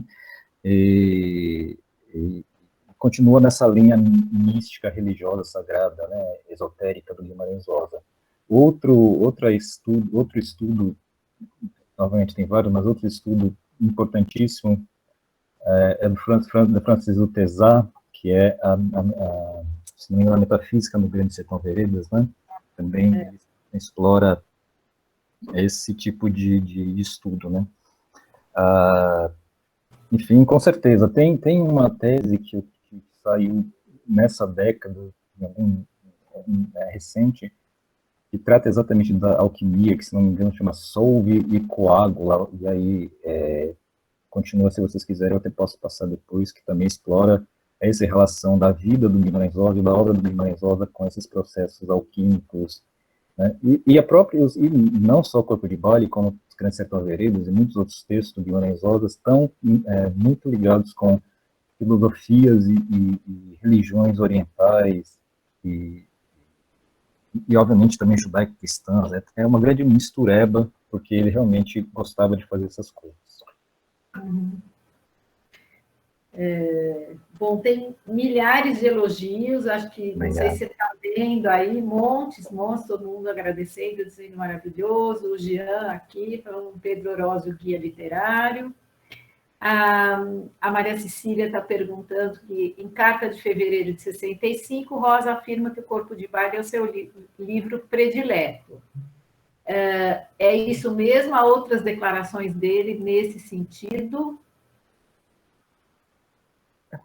Eu também estava lendo para poder conversar com vocês que ele diz o Campo Geral ser a novela que ele mais gosta, né? Porque ele realmente se identifica com a historinha do Miguelim, né?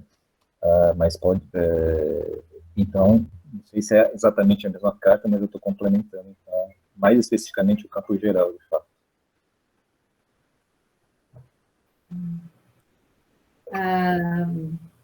Bom, aqui o Fabrício está dizendo que, segundo Ana Luísa Martins Costa, na tese intitulada João Guimarães Rosa Viator, ele teria mesmo essa ideia de 9 histórias iniciais. Grande Sertão Veredas, e uma hipótese que meu tio Aretê talvez ainda esboçado também, né? Apenas. Isso, o grande problema é esse, que a gente não tem um rastro dessa mudança que ele faz dos volumes de contos que ele ia escrever e não escreveu para o Corpo de Baile. Tem um espaço no meio que se perdeu, né? Então, de fato, o Meu Tio o Yaowaretê aparecia como uma narrativa das outras obras que ele ia escrever e não escreveu, das duas outras.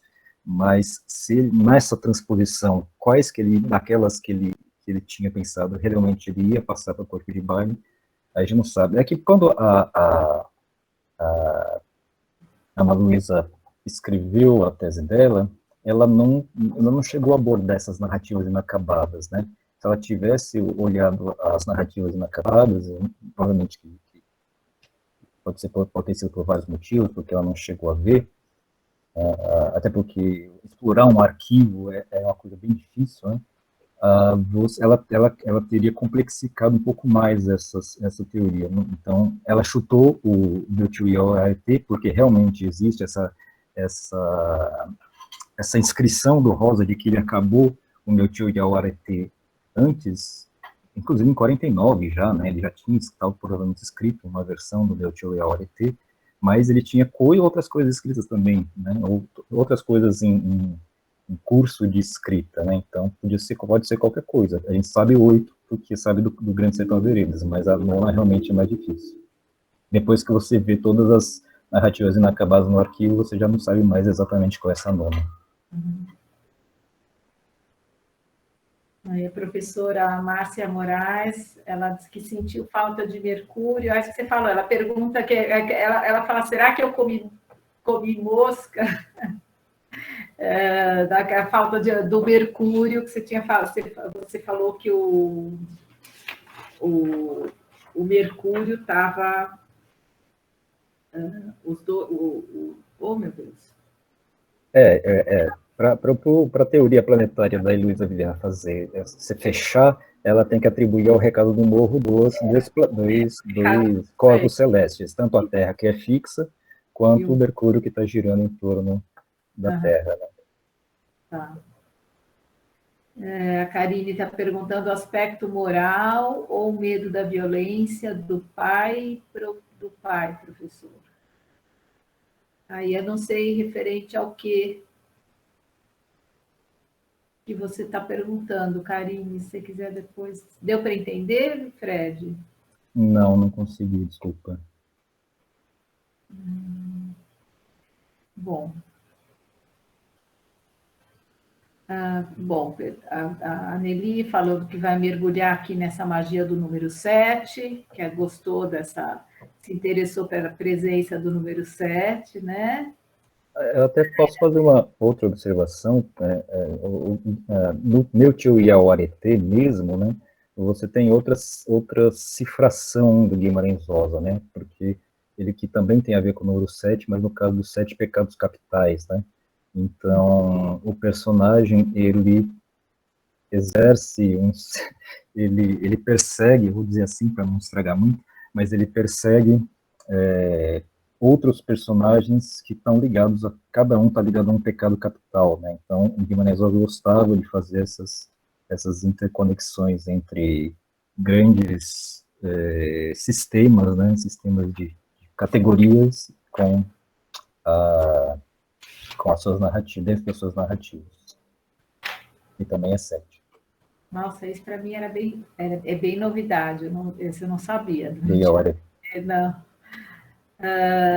Bom, a professora Márcia cita aqui a professora Adélia Bezerra de Menezes, que ela faz essa leitura da Hora e Vez de Augusto Matraga pelo viés alquímico, né? Que está no Cores de Rosa, esse livro maravilhoso também, né? Celina, os livros que não saíram, os livros inacabados que não saíram, um é Querência, o outro chama Dia a Dia. O Guimarães Rosa acabou a gente não consegue, como a gente não consegue definir com muita exatidão a cronologia das anotações dele, porque elas não são datadas, né? Então aparece às vezes dia dentro e aparece às vezes dia a dia. Então não dá para saber qual que ele escolheu exatamente. Tá bom. Bom. Na verdade, ele não escolheu nenhum. Deixa eu ver o que mais. Ah, então, o que a Karine tinha perguntado sobre a violência era sobre a entrega do bilhete Aham. do tio, do Miguelinho, né? Se, nossa, agora eu perdi aqui a pergunta, Karine. O Eu, a- aspecto moral ou o medo da violência do pai, na questão da cartinha do tio Terês? eu acho que é uma mistura de tudo, né? Não tem como separar uma coisa da outra. No caso do Miguelinho, na verdade, como ele é um personagem reflexivo e como ele está angustiado com esses desafios que ele está visualizando na vida, está enfrentando na vida, a, o sentimento dele, até de modo psicanalítico, né, ele é meio misturado, né, os motivos de ele ter certas dúvidas, os motivos de ter certos dilemas, tem toda uma mistura, mas em última, quer dizer, obviamente, o ponto principal é ele saber se é certo ou não entregar o bilhete do tio para a mãe, né, que é um bilhete amoroso. Então, é um dilema moral e, obviamente, que pode ter um aspecto de castigo também, de descoberta. Mas uma coisa não invalida a outra. Eu vou ler aqui um comentário, depois eu vou voltar para a pergunta da Ângela, tá? Então, o professor Dieter está mandando um recado do Morro aqui para nós. O professor Dieter mora lá no Morro da Garça, né? No centro do corpo de baile. Então, ele falou assim, ó, só para ficar com um pouco de inveja, subi nesta madrugada às 4 horas, aqui é o Morrão do Recado. Teve uma belíssima chuva de meteoros. Essa madrugada teve uma chuva de meteoros, para quem pôde ver, né? Então, o professor Dieter aqui conosco, delícia. Eu só queria dizer que quando eu fui para lá, eu também, uma das coisas que eu me arrependo, eu lamento muito não ter podido subir no morro, porque eu tinha que dar uma palestra no dia seguinte e eu estava com a garganta completamente estragada, e se eu tivesse subido no morro 5 horas da manhã, eu queria não falar nada mesmo no dia seguinte. Mas eu queria ter muito ido naquele dia. E a Angela está perguntando, ela pede para você falar um pouco sobre a percepção intuitiva do Miguelin e do Dito. O Guimarães Rosa, ele, como no final eu acabei argumentando, ele está tentando dar desse caráter humano e universal para os seus personagens, né? Então, na verdade, ele está fazendo várias coisas. Esse o grande problema do corpo de baile e das outras obras de Guimarães Rosa é que ele tá fazendo várias coisas ao mesmo tempo. Então, quando a gente diz separa alguns elementos para mostrar ou para estudar, a gente está perdendo de vista um monte de outros, né? Então, obviamente, então tem esse lado de ele dar essa estatura moral e problemática para os seus personagens, reflexiva, mas os personagens deles também estão representando o criador de histórias, né? O artista, né? Então, de diferentes maneiras, nas diferentes narrativas. Então, o Miguelinho obviamente é um ser sensível, né? E ele tem essa habilidade de contar história, de começar a contar histórias diferentes, né? Ah, e, e por isso ele tem essa sensibilidade de artista, né? E essa intuição. O Dito, por sua vez, ele tem outro tipo de sensibilidade, a sensibilidade que parece que de ter nascido adulto, né? De saber as coisas, como as coisas têm que ser, sem muito dilema, né? Como se ele já tivesse as respostas certas, né? Então, isso também faz dele, obviamente, uma criança especial, que é o que o Guimarães está fazendo. Eu até lembrei, se eu puder completar, que o Guimarães Rosa, nesse livro com o Zarre, ele chega a uma carta em que ele faz uns resuminhos das histórias, não faz de todas, mas faz do Recado do Morro, faz uma história de amor e faz do Campo Geral e do Cara de Bronze. E de uma das coisas que ele diz, ele está falando da história do amor, né? Eu vou ler para, assim, talvez interesse para vocês. Então, o que o Guimarães Rosa diz de uma história de amor? Vou lá. Trata das histórias, sua origem, seu poder. Os contos folclóricos como encerrando verdades sob forma de parábolas ou símbolos e realmente contendo uma revelação. O papel quase sacerdotal dos contadores de histórias. Aí ele abre um parênteses. Miguelin já era um deles. Dona Rosalina também. Dona Rosalina, de certo modo, incorpora em si, ao mesmo tempo, os lados positivos de Miguelin e do dito.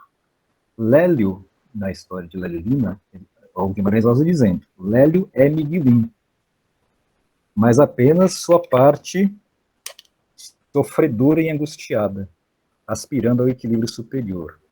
Falta-lhe a parte criadora de Miguelin. Então, para além dessas conexões planetárias e essa ideia de que as novelas estão sempre tematizando criação poética, criação de histórias, contação de histórias, você tem outras interligações também nos contos, que é, eu já falei, o Miguel o Miguelinho está em Campo Geral e vira Miguel no Buriti, né?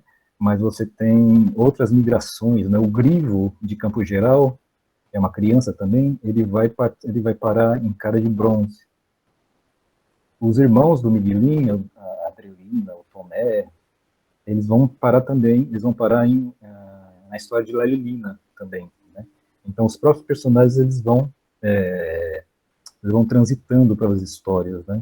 E não só isso, como a gente acabou de ver o próprio Guimarães Rosa dizendo, os personagens acabam tomando outras formas, né? Então, Lélia é Miguelin, Dona Rosalina também é Miguelin, então ele vai criando personagens mais ou menos de uma certa mesma linha de qualidades, né? Todas muito ligadas a essa ideia da intuição e da contação de histórias e da criação artística, né?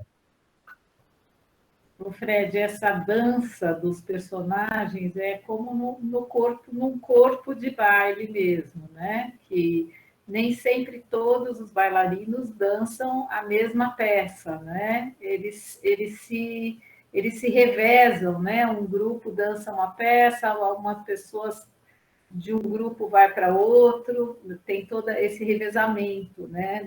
Num corpo de baile, né? Essa coisa dos personagens, os bailarinos que trocam, né? Se revezam. Né? Sim, inclusive, uma das partes mais, talvez, centrais da história de Lélia Lima é um baile, né? É um baile de casamento, se não me engano, depois eu tenho que reler. Mas um baile em que o Guimarães então começa a descrever como é que as pessoas que estão nessa festa, estão bailando, estão dançando, como é que elas estão fazendo. Ele vai descrevendo detalhadamente essa dança, né? E tem mais uma questão aqui sobre o número 7, que é tido como um número bíblico da perfeição. E se isso já foi analisado de alguma forma na obra do Guimarães Rosa. Várias dessas referências esotéricas, religiosas, elas já tiveram estudos específicos, né? Então, como eu disse, a Luísa Vilhena, você consegue ver algumas coisas, no livro da Metafísica do Grande Sertão, e obviamente, outros textos avulsos que saem por aí. Aí depende do modo como você, obviamente, como eu falei, o próprio Iauareté, né, você tem o número 7 dos pecados capitais embutido na narrativa também, né, que isso, se não me engano, já foi identificado pela professora Valnice Nogueira Galvão já há um tempinho já. Então, de fato, isso já está sendo identificado, e não só o número 7, né, nesse mundo místico esotérico, nesse mundo místico esotérico, cada número ele representa alguma coisa, né? Inclusive, tem narrativa no próprio Grande Sertão Veredas, no próprio Primeiras Histórias, o Guimarães Rosa usa alguns números que se relacionam com com o tarô, né, por exemplo. Não é absurdo se a gente pensar que os 21 contos das primeiras histórias, por exemplo, são representações de cada uma das cartas do tarô, das lâminas do tarô, né? Então, em última análise, 21 é 3 vezes 7, né? Então, ele está sempre brincando com esses números de fato. Bom, eu vou ler mais só um comentário e mais 2 comentários aqui, e já faltam 3 minutos para as 8, tá? A professora Márcia fala, o Morro da Garça não é mesmo o centro geodésico de Minas Gerais? Que é o centro do Corpo de Baile, né? Uhum. E a Eoni está falando que o Guimarães Rosa lê um filósofo russo chamado Nikolai Berdyaev. Esse autor defende a relação recíproca entre o humano e o divino na criação. Sim, se vocês quiserem entrar por essa seara, um ponto de partida, naturalmente, é um livro da professora Suzy Sperber, né, em que ela foi uma das primeiras, ela foi no apartamento do Guimarães Rosa, depois que o Guimarães Rosa morreu, e quando a biblioteca do Guimarães Rosa ainda estava na casa dele, né, depois ela foi para o IEB, em 72, 73, sei lá. Então, ela foi na biblioteca do Guimarães Rosa, né, no apartamento do Guimarães Rosa, e ela começou a olhar, livro por livro, quais eram as anotações que o Guimarães Rosa fazia. E o Guimarães Rosa realmente fazia várias anotações, bastante anotação. E ela escreveu um livro, na verdade ela escreveu 2 livros depois, mas um livro especificamente sobre a relação do Guimarães Rosa com esses autores de místicos, sagrados, etc, etc. Então, esse é o ponto de partida deixa eu pegar o nome exatamente que me fugiu.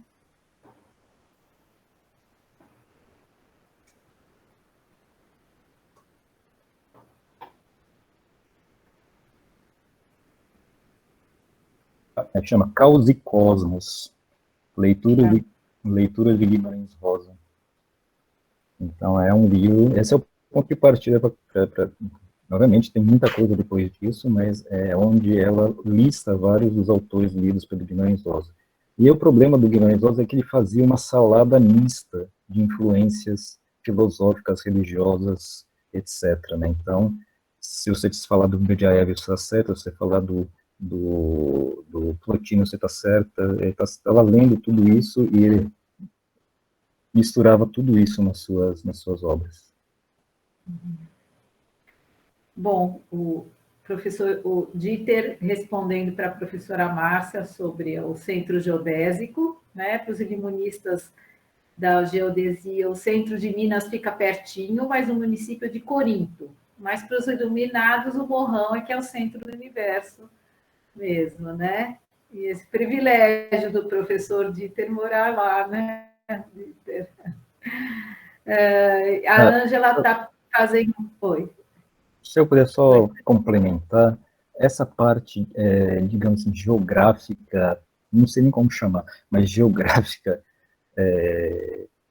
relacionada ao corpo de baile, tem um autor, um pesquisador chamado Érico Coelho de Mello, em que ele tem escrito muito sobre isso, inclusive uma tese, se não me engano, recente.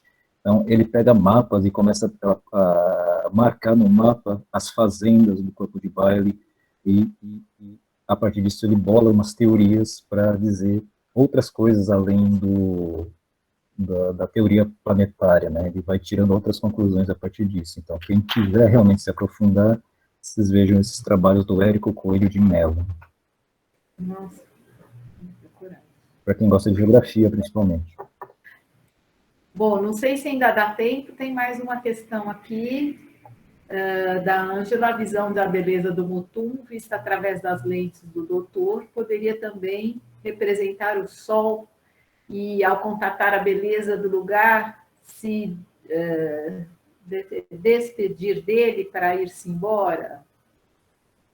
E se as lentes do doutor promoveram a cura do seu olhar metaforicamente, inclusive. É, tem uma outra coisa que tem outra opção, tem outra possibilidade de leitura das novelas, a própria Heloísa Vilhena propõe, é que, apesar de elas terem um planeta principal que influencia cada novela, à medida que elas vão se aproximando da fronteira com a outra novela, elas começam a receber influência do outro planeta que está ligado, está na vizinhança também, né? Então, por isso que tem, em algumas novelas, segundo ela, certas determinações vão amenizando conforme você vai indo para o fim do conto, né?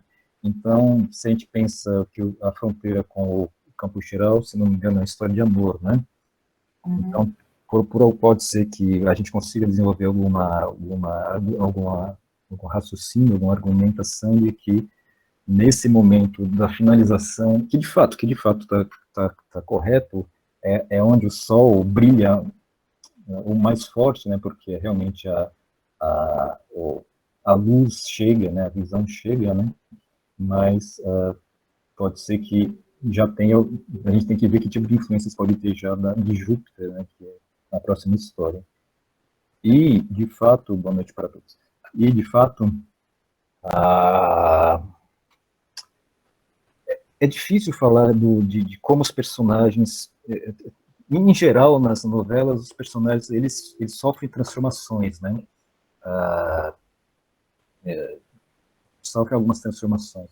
Mas o Miguelin é uma pessoa mais difícil, tem que pensar muito mais como que acontece com ele, porque o Miguel, que aparece no Buriti, ele também não é tão resolvido com si mesmo como a gente poderia se esperar, né? Ele não resolveu seus problemas, ele também continua sendo uma espécie de herói problemático, que fica raciocinando lá se a Glorinha vai aceitá-lo ou não, né?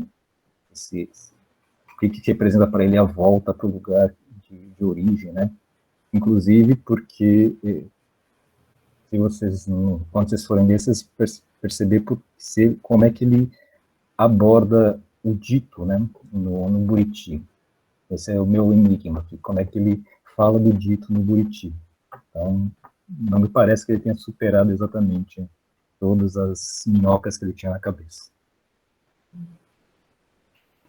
Bom, gente, um monte de gente aqui sempre elogiando.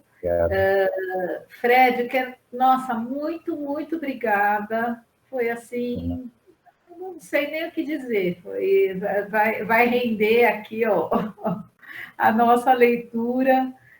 Foi, nossa, muito esclarecedor. Muito, muito obrigada por você, pela sua generosidade, com a forma como você compartilha o seu conhecimento. Nossa, acho que foi muito para todo mundo, acho que todo mundo aproveitou muito.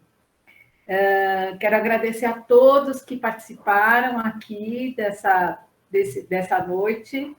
Pedir para a Rosa entrar para encerrar. Não sei se tem mais alguma mensagem, algum recado. Semana que vem retornamos à leitura do Campo Geral. Obrigadão, beijão para todos. Obrigado. Rosa, você vai. Fred, obrigada. Nossa, foi uma maravilha. E só para completar, que o Ricardo do Morro também mandou um recado. Né? O Dieter acabou de dizer que essa madrugada teve chuva de meteoros lá no Morro da Garça. Né? E o Morro da Garça também é o lugar da luz, entendeu? Aparecem luzes estranhas. Também o Morro da Garça é centro geodésico de Minas Gerais. Então, a presença do Dieter aqui, trazendo essas mensagens aqui para a gente também, acho que faz parte um pouco do corpo de baile, não é? E outro dia também, falando dos planetas que dançam, planetas que... Né, os 7 planetas, outro colega que está aqui presente, que é o Sussa, ele me mandou também fotos do cometa da noite ou do final do dia, onde o cometa atravessa o Sol. Né? Então, a gente está nesse momento da cósmico, alquímico. Né? Acho que o corpo de baile vai dar muito baile para a gente avaliar, analisar e conhecer. Então, obrigado, Fred, obrigado a todos aqui presentes. e, dentro do possível, e de acordo com a sugestão dos colegas, vamos estar chamando mais colegas aqui presentes, né, para poder dialogar o corpo de baile. Então, boa noite, obrigada para todos. Obrigado.